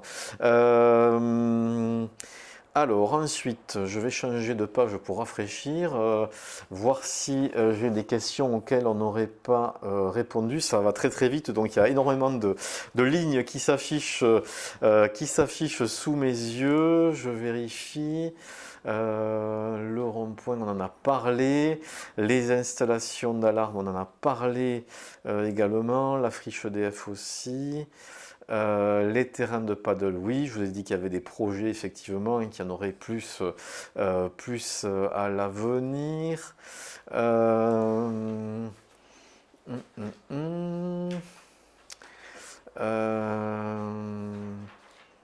Ensuite, alors les trottinettes électriques, une question. Ça, c'est donc une question sur les trottinettes électriques qui sont dangereuses et qui ne respectent pas, toujours le code de la route, en fait, tout simplement. Écoutez, on les a à l'œil, hein, on surveille aussi avec la police nationale, avec les policiers municipaux. Donc là aussi, quand on doit verbaliser les comportements dangereux, on essaie on essaie aussi de les verbaliser le plus possible. Alors, je vais revenir à la première. Voilà, donc Didier nous demande si on compte mettre les feux à l'orange dès le printemps, le soir, pour empêcher les gens de faire trop de bruit avec les moteurs d'engin. Alors, c'est au niveau des feux rouges. Alors là, on débat par rapport à ça parce que on parlait de vitesse tout à l'heure et alors, il va falloir choisir. Si on ne met pas des feux rouges le soir, ça va aller encore plus vite. Ça va rouler toujours beaucoup plus vite. L'avantage des feux rouges, c'est que ça a quand même tendance à casser la vitesse. Alors effectivement, le temps que les gens sont arrêtés au feu rouge, ils font du bruit avec leur voiture. Pour les riverains qui ont les volets, les fenêtres au niveau des feux tricolores, mais ça a quand même tendance à casser la vitesse. Donc moi, je suis pas forcément partisan de ces feux orange, d'autant que d'expérience à l'époque où ça existait, ces feux clignotants la nuit, c'était plutôt générateur d'accidents. Donc moi, je suis assez prudent par rapport à ça. Théo nous pose des questions sur le rond-point Soult et celui des Bosses. Alors le rond-point Soult, je vois pas trop ce que c'est, Théo. Il faut me préciser. Le rond-point au carrefour des Bosses, oui, j'en ai parlé. C'est après la réalisation de l'autoroute. L'État redonnera le bout de route qui reste entre Castres et Mazamet au département. Et le département a prévu des investissements, et notamment le carrefour des Bosses, les feux sauteraient. Il y aurait un grand giratoire qui serait réalisé, ainsi que le contournement d'Ossillon. Donc, grand confort pour les utilisateurs de la route dans ce secteur. Théo qui me dit merci pour les projets. Ça donne envie de rester à Mazamet. Mais je suis très content de ça, Théo. Il faut rester à Mazamet. J'invite tous ceux qui nous regardent et qui n'habitent pas encore à Mazamet à venir nous rejoindre. Alban, y a-t-il des aides financières pour les jeunes entrepreneurs qui souhaitent s'installer sur le bassin? La réponse est oui. Il y a de nombreuses aides qui existent, tant au niveau municipal qu'au niveau intercommunal ou départemental. Donc ça dépend du type de projet, si c'est commerce, service, industrie. Donc ce que je vous conseille, Alban, c'est de venir en mairie, de m'exposer votre projet et j'aurai l'occasion évidemment de vous détailler les aides qui existent par rapport à votre projet. Il y en a effectivement de très nombreuses et on fait évidemment tout pour encourager le plus possible les entrepreneurs sur le secteur. Arnaud me demande un bilan de ma gestion en fin de deuxième mandat. Endettement de la ville, multiplié, taux d'imposition, taxes foncières les plus élevés du Tarn. Alors, c'est peut-être pas l'endroit pour dresser un bilan. Je vais quand même répondre à vos affirmations qui sont fausses. L'endettement de la ville de Mazamet reste très inférieur à la moyenne des villes de taille comparable, donc je ne vois pas trop où est la difficulté sur l'endettement. Quant au taux d'imposition, effectivement, on a procédé à une hausse l'an dernier, que j'avais eu l'occasion d'expliquer très longuement ici. Les taux d'imposition à Mazamet, si vous additionnez le taux municipal et l'intercommunalité, ils sont à peu près au même niveau que les grandes villes du Tarn, Lavore, Gaillac, Groyer, Castres. Voilà, on est à peu près dans les mêmes carmaux. Donc vous voyez à peu près un dessin, une carte du Tarn où les grandes villes, celles qui supportent en fait des charges de centralité, voilà, ça c'est le poids de l'histoire. Ces grandes villes ont des taux qui sont additionnés tous aux alentours de 60, 61, 62. Donc Mazamet se situe dans la normalité, on va dire, des grandes villes tarnaises. J'ajouterai que puisque vous voulez qu'on fasse un bilan, je suis maire de Mazamet depuis 11 ans.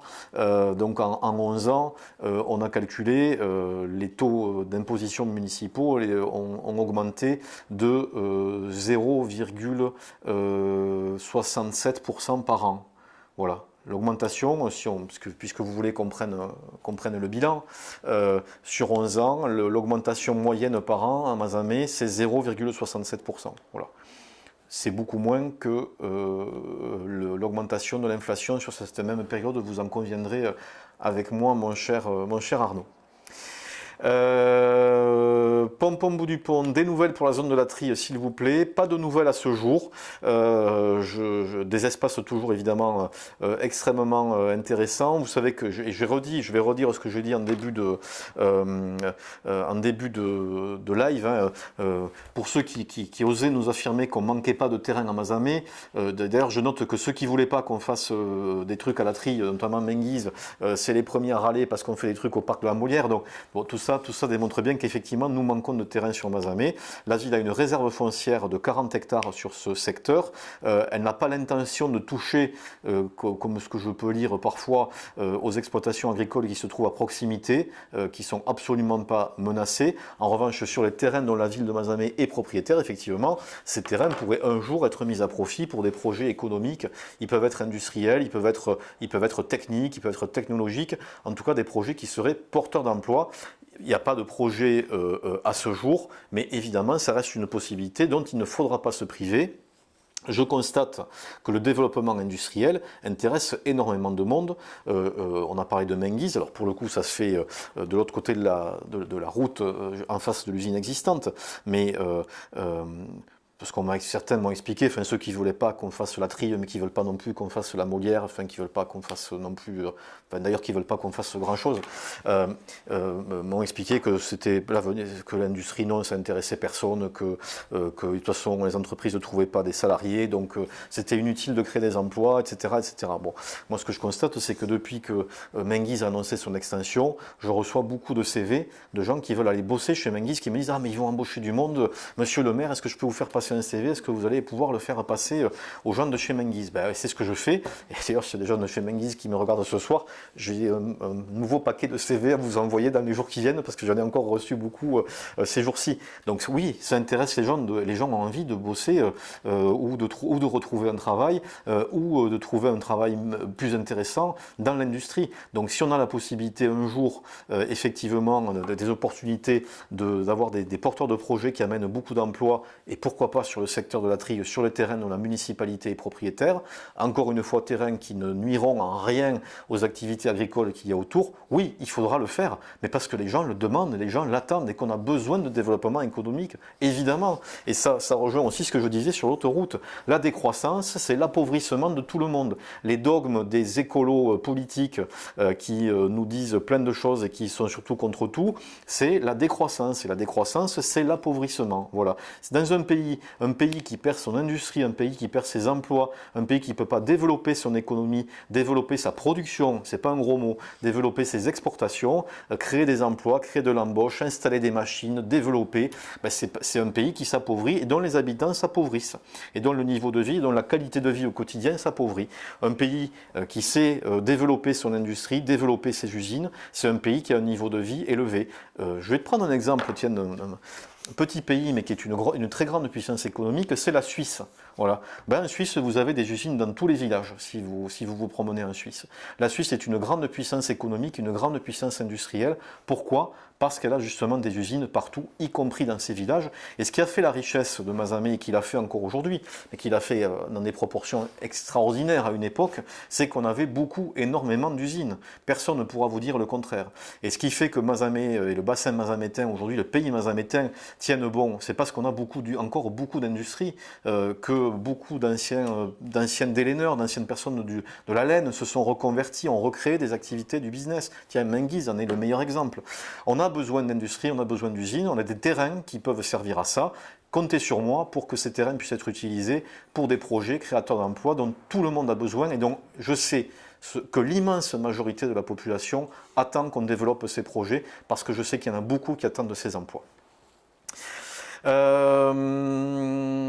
Ensuite, Rémi, existe-t-il des projets de fusion intercommunale avec Mazamet? Pas à ce jour, Rémi, mais moi, comme j'ai toujours dit, sais pas, voilà, c'est pareil, je vais pas vous livrer un scoop ce soir. Je pense que nous gagnerions beaucoup à rapprocher, regrouper un certain nombre de communes du pays mazamétain. Je pense que personne n'y perdrait. il n'y a pas de raison, personne n'y perdrait et je pense que nous y gagnerions en efficacité avec un budget commun, avec un poids qui serait une visibilité qui serait évidemment beaucoup plus importante, avec une coopération entre communes qui pourrait être renforcée, avec des services que Mazamet a sur la ville-centre, j'évoquais le cas des policiers municipaux qui pourraient intervenir sur les communes autour, les communes autour pouvant amener elles-mêmes des services que nous n'avons pas à Mazamet. Il y a des coopérations. Les relations sont plutôt bonnes, même très bonnes avec les communes voisines, mais moi je pense qu'on devrait aller effectivement plus loin. J'en suis convaincu, je le dis, je le redis publiquement ce soir, mais c'est pas nouveau, je l'ai déjà dit, rien ne s'y oppose, en tout cas si on s'en tient au bon sens, rien ne s'y oppose. Après, il y a parfois des questions politiques, mais ces questions-là, il faut les discuter, il faut les trancher. En tout cas, moi, c'est un vœu que je forme et j'espère qu'un jour on pourra effectivement aboutir à un rapprochement beaucoup plus fort des différentes communes du pays mazamétain. Lilian, qu'est-il prévu pour que les associations telles que le judo, le tir réintègrent les locaux rue des Cordes? C'est en cours. Si je ne m'abuse, ça se fait en ce moment. Après les travaux importants qui ont été menés sur les locaux des services techniques de Mazamet, donc de la ville de Mazamet rue des Cordes, vous savez qu'on a rénové, refait la toiture et installé des panneaux photovoltaïques pour produire notre propre électricité, pour être autonome en électricité et alimenter à proximité notamment l'école du Gravas, les clubs qu'on avait pu reloger dans certains locaux de façon plus ou moins pratique, mais on avait essayé de trouver une solution, réintègrent actuellement leurs espaces dans les locaux de la rue des Cordes. Des questions encore donc sur l'installation de nouveaux médecins généralistes, c'est Carole qui nous la pose. Donc j'ai répondu sur le fait que sur le centre de santé privé, les porteurs du projet avaient des contacts bien avancés et visiblement très positifs avec certains médecins.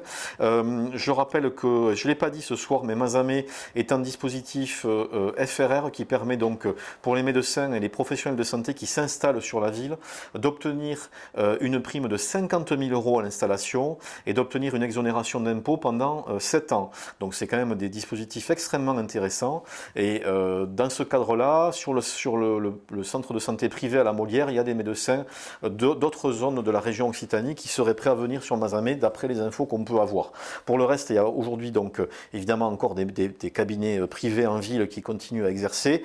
La maison de santé Boulevard Soult que nous avons créée qui emploie 4 équivalents temps plein en médecins généralistes et qui fait, même si vous n'êtes pas aujourd'hui référencé dans ce centre de santé, qui peut vous prendre en consultation le jeudi après-midi.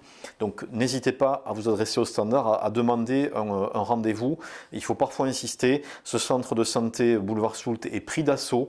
Le téléphone sonne à raison d'un appel par minute non-stop entre 8h et 20h.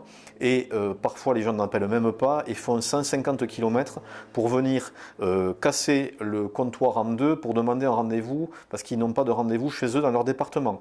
Donc les gens qui sont à l'accueil de ce centre de santé font face à un ouragan, à un tsunami quotidien de gens énervés, angoissés, et donc c'est très compliqué de pouvoir répondre à toutes les demandes. Mais ce centre, je le redis, suit 3500 patients aujourd'hui sur Mazamet, donc c'est extrêmement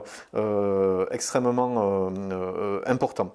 Donc vous pouvez demander des rendez-vous sur le jeudi après-midi. Si vous n'y arrivez pas, vous avez un numéro qui est mis à disposition par l'ARS, on le remettra sur le site ou en réponse sur les différents commentaires, qui vous permet d'être aiguillé par l'ARS vers un médecin. Et il y a aussi, et je l'ai dit aussi hier soir en réunion de quartier, les cabines de téléconsultation qui pour certaines pathologies, pas toutes évidemment, mais peuvent quand même bien dépanner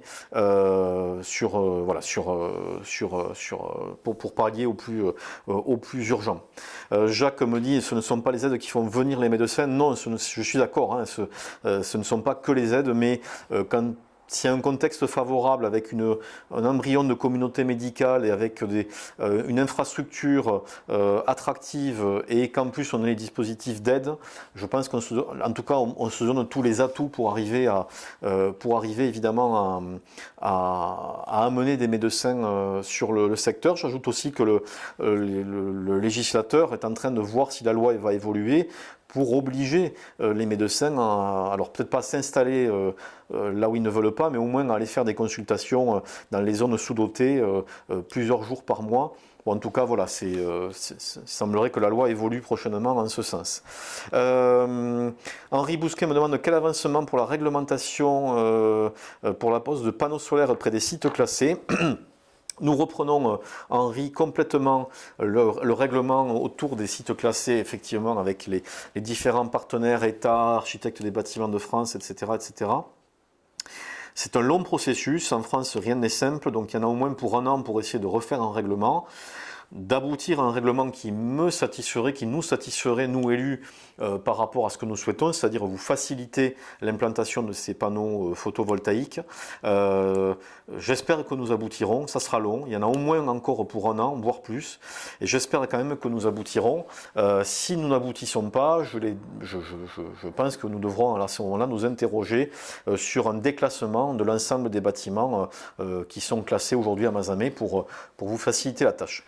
Nous réfléchissons aussi quand même à un autre dispositif qui pourrait être d'installer des ombrières photovoltaïques au niveau du parking de la Passerelle, rue de l'Arès, et de vous faire bénéficier de l'électricité qui est produite qui sera produite sur ce parking de l'Arès, et d'en faire bénéficier prioritairement les habitants qui vivent dans le périmètre immédiat des bâtiments classés, inscrits, et qui du coup ne peuvent pas placer de panneaux photovoltaïques. On est en train de regarder comment on pourrait en fait vous compenser le fait que vous avez l'interdiction de mettre les panneaux photovoltaïques par le fait que vous pourriez vous connecter à l'électricité produite par ces panneaux photovoltaïques au niveau du parking de l'Arès. Voilà.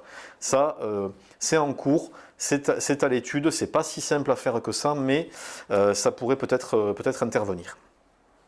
J'ai une question de Franck sur le journal des promenades. Très bonne question, merci de me la poser, j'avais oublié de vous en parler. Le bassin pas entretenu, alors ça, le bassin on l'entretient, mais on a affaire à des...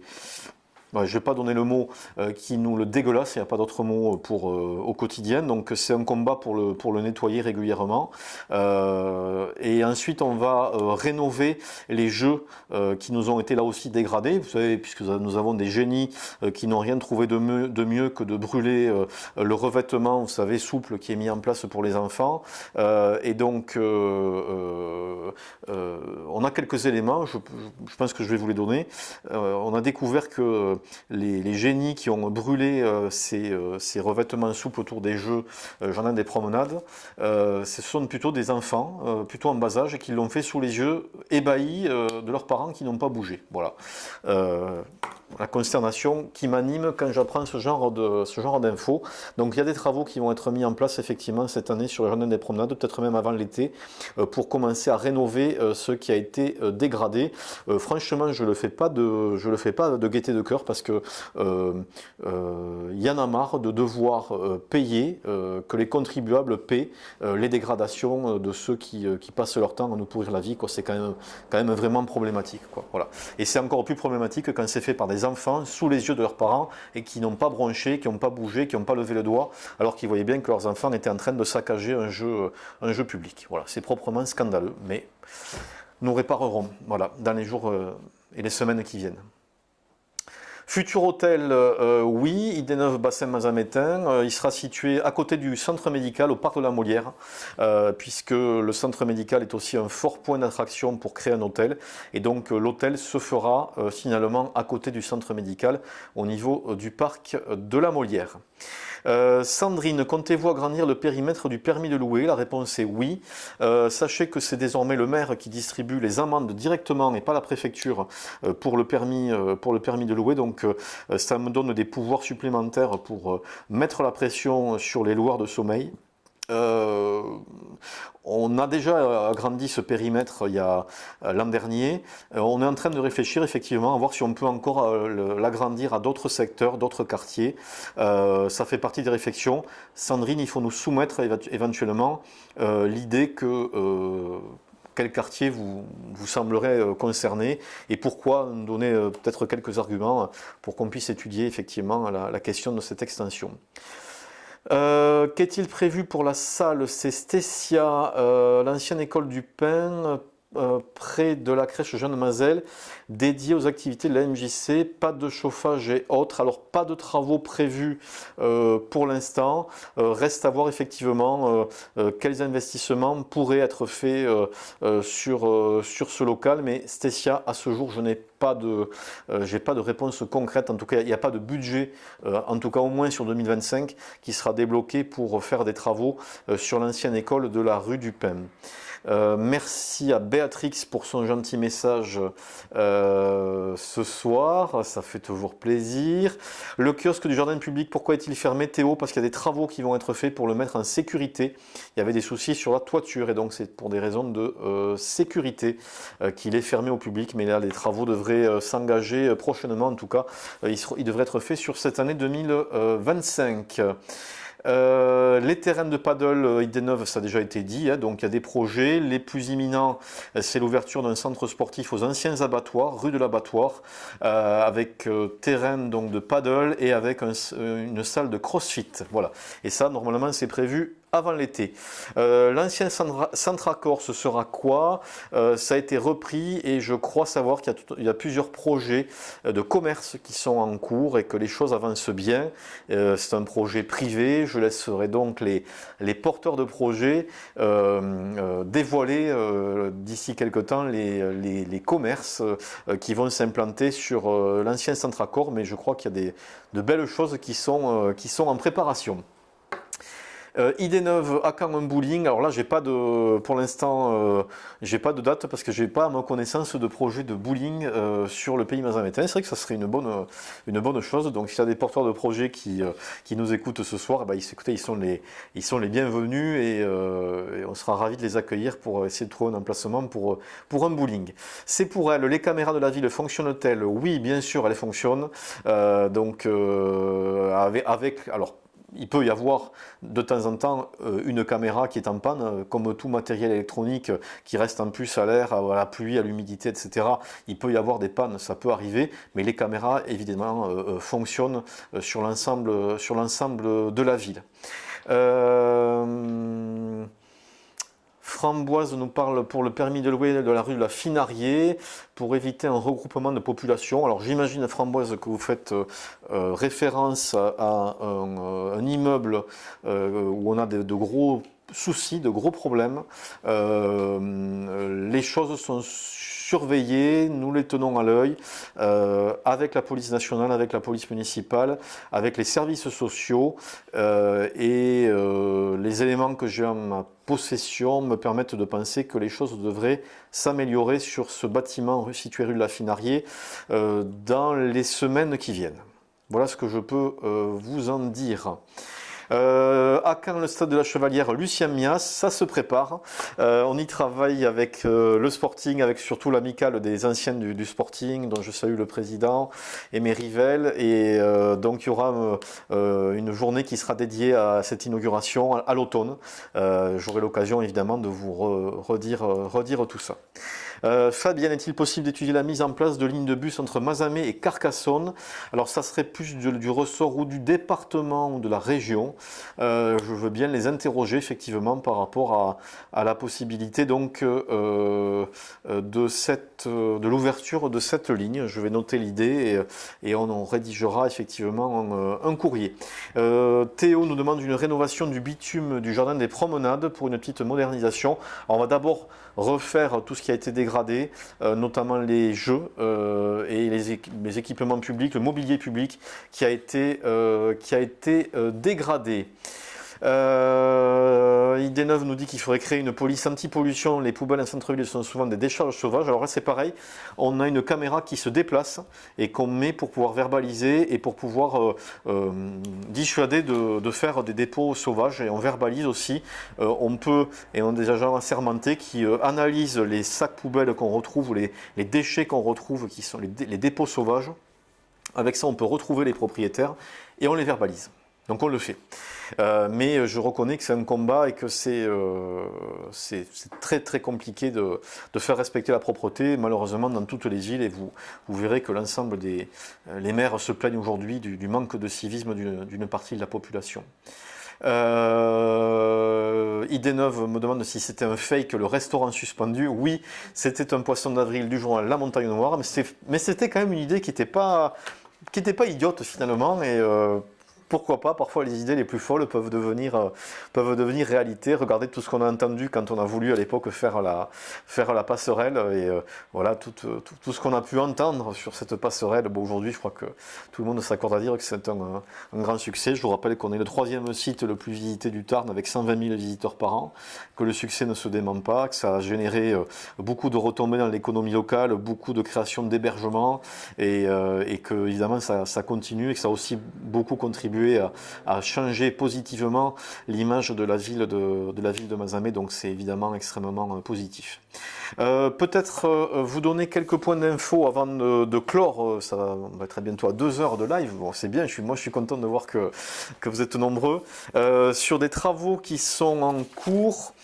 Vous dire, alors voilà, je retrouve mes notes, que la rue Bertalaï qui était en travaux va être rendue à la circulation a priori dès demain, fin de journée. Je m'y rendrai sur place demain en fin de matinée a priori. On a également la rue du Champ de la Ville qui est terminée. On a refait donc là aussi, on a repris cette rue. Et on a des travaux rue Saint-Jacques au niveau du temple Saint-Jacques. Vous savez qu'elle a été soulevée par une explosion de canalisation. Donc ça va être fait maintenant assez rapidement. Vous dire que les travaux de la place Gambetta avancent selon le planning qui était prévu. Les travaux se font par côté en fait. Et donc les choses ont bien avancé. Le côté, côté Leclerc, devrait être terminé d'ici la fin du mois de mai. Voilà. Et vous verrez qu'en fait, les équipes des entreprises vont rapidement commencer à poser maintenant le revêtement avec le granit du Cidobre, évidemment, granit tarnais, très important.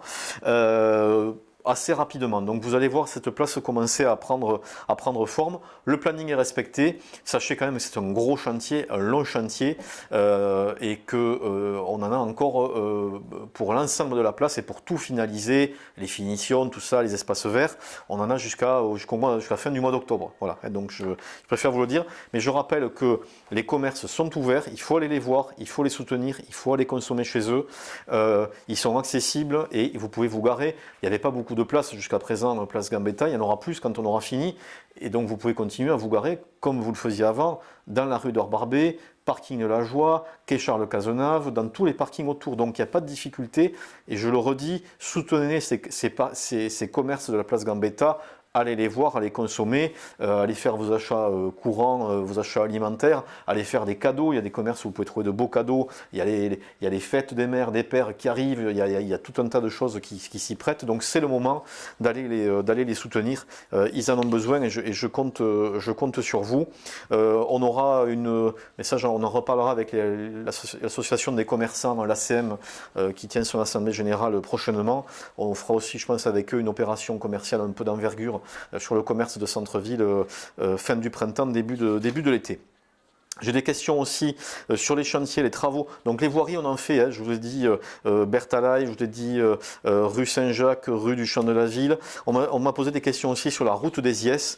On va là aussi donc en reboucher. Alors la route des Iès, elle a beaucoup souffert. Elle est exposée aux intempéries. Elle est exposée à des camions de bois qui la dégradent très fortement. On essaie de faire payer les exploitants de bois aux dégâts causés sur les routes. On y arrive plus ou moins. Et on va intervenir sur les endroits qui sont les plus dégradés de la route des Iès. On ne va pas la reprendre en entier, on n'a pas les budgets pour ça. D'ailleurs, c'est une route côté Aude, elle est départementale, la route qui va au Pic de Nord. Il serait logique dans le temps que ce soit le département qui la récupère un jour cette route, mais bon, c'est un peu compliqué. On va reboucher en tout cas les trous et les endroits où la chaussée est la plus dégradée. C'est en cours de réalisation avec nos services techniques et avec les différentes entreprises. Théo me pose une question sur Intersport Bout du Pont de l'Arne, va-t-il fermer? J'ai pas de confirmation officielle, donc je ne peux pas vous confirmer cette info ce soir. Il semblerait que ce soit le cas, malheureusement, pour les gens qui y travaillent, mais je ne peux pas, et puis c'est pas à moi, évidemment, en tant que maire de Mazamet, de vous confirmer ou pas la fermeture d'un commerce sur une commune voisine. Ensuite, les personnes qui procédaient à des prélèvements sur la zone de la Trie étaient-elles mandatées par vos services? Si c'était sur les parcelles mairie, oui, probablement. Bien évidemment, oui, bien sûr. Voilà, ensuite Boulevard Soult, Fabienne nous pose des questions. Oui, il y a une canalisation qui a explosé il n'y a pas très longtemps et donc il a fallu réparer et retaper la chaussée vite fait. Je pense qu'après ce serait une question plutôt d'assurance avec le CIVAT qui nous permettra de reprendre de façon beaucoup plus qualitative le Boulevard Soult à l'endroit où cette canalisation avait explosé. Le vieux gymnase qui reste à côté du nouveau gymnase en construction, oui, tiens, c'est bien d'en parler aussi, des aires couvertes à la Pérouse, très beau chantier, vous avez vu que là maintenant ça monte vite, chantier en avance sur le calendrier qui est prévu, donc ça fait plaisir. Le petit gymnase à côté, il a déjà eu des rénovations qui ont été faites par la Com d'Aglo, notamment sur l'étanchéité, et donc il sera conservé parce qu'il est bien utile, et il complétera le nouveau grand gymnase, alors qu'il lui sera hyper moderne et qui va être une magnifique réalisation, et qui devrait donc être mis en service début 2026. Romain nous demande une piste d'athlétisme digne de ce nom qui pourrait être faite avec Aucillon. Oui, il y a quand même, me semble-t-il, au stade à Aucillon, une piste d'athlétisme qui est plutôt pas mal. Bon voilà, mais on peut évidemment réfléchir avec les sportifs concernés, avec les clubs concernés, à une piste qui serait mieux que celle qu'on a aujourd'hui. Et à la faire, évidemment, pourquoi ne pas la faire en commun avec Aucillon, avec d'autres communes du pays mazamétain, bien sûr. Donc il faut peut-être qu'on précise un peu les choses, Romain, par rapport à ça. Est-ce qu'on a encore des questions? Une question sur le marché des producteurs. Quentin, il serait plus agréable de joindre des promenades à l'ombre et plus de place. Qu'en pensez-vous? Oui, la question a déjà été posée, mais on a quand même un parti pris qui est que ce marché de producteurs se fasse en cœur de ville, en centre-ville. Et c'est pour ça que pour l'instant, on a choisi de le maintenir sur le cœur de ville et donc sur le parking des casernes. Voilà, et donc il y aura à nouveau effectivement cet été ce magnifique marché des producteurs qui est toujours un rendez-vous très agréable. En revanche, sachez que les concentrations de voitures anciennes vont se faire sur le jardin des promenades à partir du mois de juin. On a fait un peu un bilan avec les organisateurs, avec les commerçants, avec les riverains, les gens qui stationnent. Et donc là, il y a une bourse d'échange le 11 mai qui se fait en centre-ville. Mais ensuite, à partir du mois de juin, les rassemblements de voitures anciennes le dimanche, en tout cas on va l'essayer, se feront au niveau du jardin des promenades. Voilà. Voilà à peu près les questions qui étaient posées. Est-ce que je mange chez McDo? Ça, c'est une question de Théo. J'y mange rarement, mais ça m'est arrivé parfois, rentrant très tard de journées professionnelles très chargées, de m'y arrêter pour ne pas avoir à me faire quelque chose chez moi. Voilà. Il y a quand même assez longtemps, je vous dirais que j'y ai pas été. Voilà. Voilà à peu près les questions qui étaient posées, toujours des questions sur un rapprochement avec Aucillon. Écoutez, Cudrette, je ne peux que l'appeler de mes voeux. Y aura-t-il les fanfares à la fête de la musique? Oui, bien sûr. Fête de la musique, donc 21 juin, avec de très très belles choses en centre-ville. Fanfare donc sur le week-end du mois de juillet où on a aussi le feu d'artifice. Donc fanfare le jeudi 10 et le vendredi 11 juillet. Et feu d'artifice au lac des Montagnès le samedi 12 juillet. Voilà, ça va être vraiment de très très bons moments, d'autant que les fanfares ont fait leur 30e édition cette année et qu'on a mis avec eux le paquet sur la programmation. Ils vont dévoiler ça dans quelques jours. Vous allez voir, ça va être le feu. Le Pump Trunk, j'ai déjà répondu oui, on l'a en projet avec un nouveau skatepark également. sur Mazamet. Théo, donc fusion Mazamet-Ocillon est-elle prévue? Écoutez, moi j'ai dit que j'étais favorable, donc voilà, pour moi il n'y a pas de difficulté. Il faut en discuter avec nos amis d'Ocillon. Le rond-point au niveau des bosses, Christine, je le redis, ce sera après l'autoroute quand le département aura récupéré la route entre Mazamet et Castres, mais c'est prévu par le département. Le rallye Montagne Noire, Enzo me pose la question. Alors ça, c'est le dernier week-end de juillet, donc on doit être aux alentours du 25-26 juillet par là, si je dis pas de bêtises.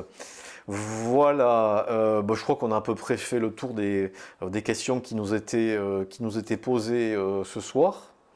Je vous remercie, c'était vraiment un échange très, très intense, très riche.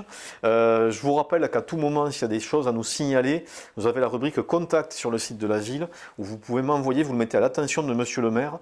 S'il y a un problème, quel qu'il soit, une question, vous me l'envoyez et on essaie d'y répondre le plus rapidement et le plus efficacement possible.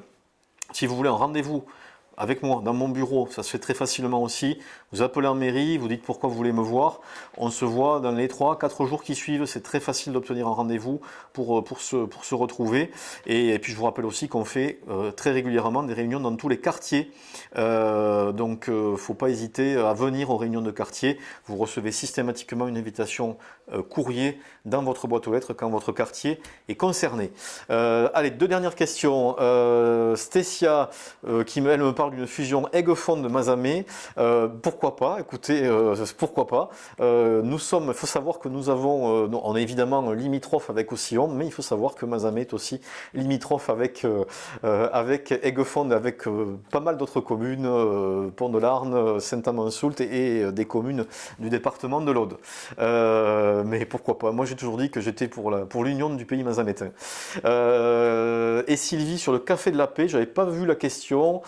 Je n'ai pas de nouvelles du propriétaire qui avait des projets qui étaient, à ma connaissance, plutôt des projets, pas sur un café, mais sur un autre type de commerce où on sert à la fois de l'alimentation ainsi que des boissons.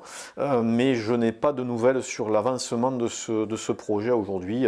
On souhaite évidemment que ce site du Café de la Paix reprenne vie. C'est un endroit quand même très emblématique de Mazamet, une des plus belles terrasses de la ville et on aurait évidemment tout à fait à cœur que cet endroit puisse reprendre vie.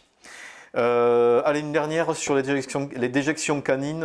On a verbalisé, ça s'était quand même beaucoup amélioré, me semble-t-il, à partir du moment où on a commencé à verbaliser et à distribuer des amendes de 150 €. Donc on va continuer à le faire. C'est Mimi qui me pose la question. Il faut me dire dans quel secteur vous êtes. Vous avez probablement une idée des gens qui laissent ainsi donc déféquer leur chien et qui ne ramassent pas. Donc il nous faut là aussi, c'est un peu comme pour les voitures qui passent avec des bruits très, très importants et à très vive allure. Moi je ne peux pas positionner 3 policiers municipaux pendant de 8 h du matin à 20 h du soir, attendre que quelqu'un promène le chien et ne ramasse pas les crottes, quoi, vous voyez. Donc par contre, si vous me dites, on a quand même des soupçons plutôt vers telle heure, tel jour, ben, on peut positionner des policiers municipaux et verbaliser, on l'a fait. Et je trouve quand même que depuis qu'on a mis en place une verbalisation beaucoup plus importante, il me semble que les choses se sont un petit peu améliorées. Donc il faut nous donner, Mimi, un peu plus de détails et on essaiera du coup de verbaliser le plus possible. Voilà à peu près ce qu'on avait pour ce soir. Le skatepark, j'ai dit qu'on avait un projet d'en refaire un ou de rénover l'actuel ou d'en reconstruire un au parc de Bonnecombe. Et on me signale aussi que le boulodrome Cité du Centenaire est très dégradé. Ben, écoutez, on enverra nos services pour voir ce qui peut être fait. Écoutez, je pense qu'on a fait le tour pour ce soir. Merci beaucoup pour ce live très, très riche encore en questions. C'est toujours un plaisir d'échanger ensemble et il y en aura d'autres évidemment. Et puis on aura plaisir. On a le soleil qui est de retour et plein de belles animations qui arrivent. On aura évidemment le plaisir de se retrouver et d'échanger sur toutes les manifestations du printemps et de l'été. Merci à tous, vive Mazamet et bonne soirée. Et merci à Chloé et Jean pour la technique de cette soirée. Merci beaucoup.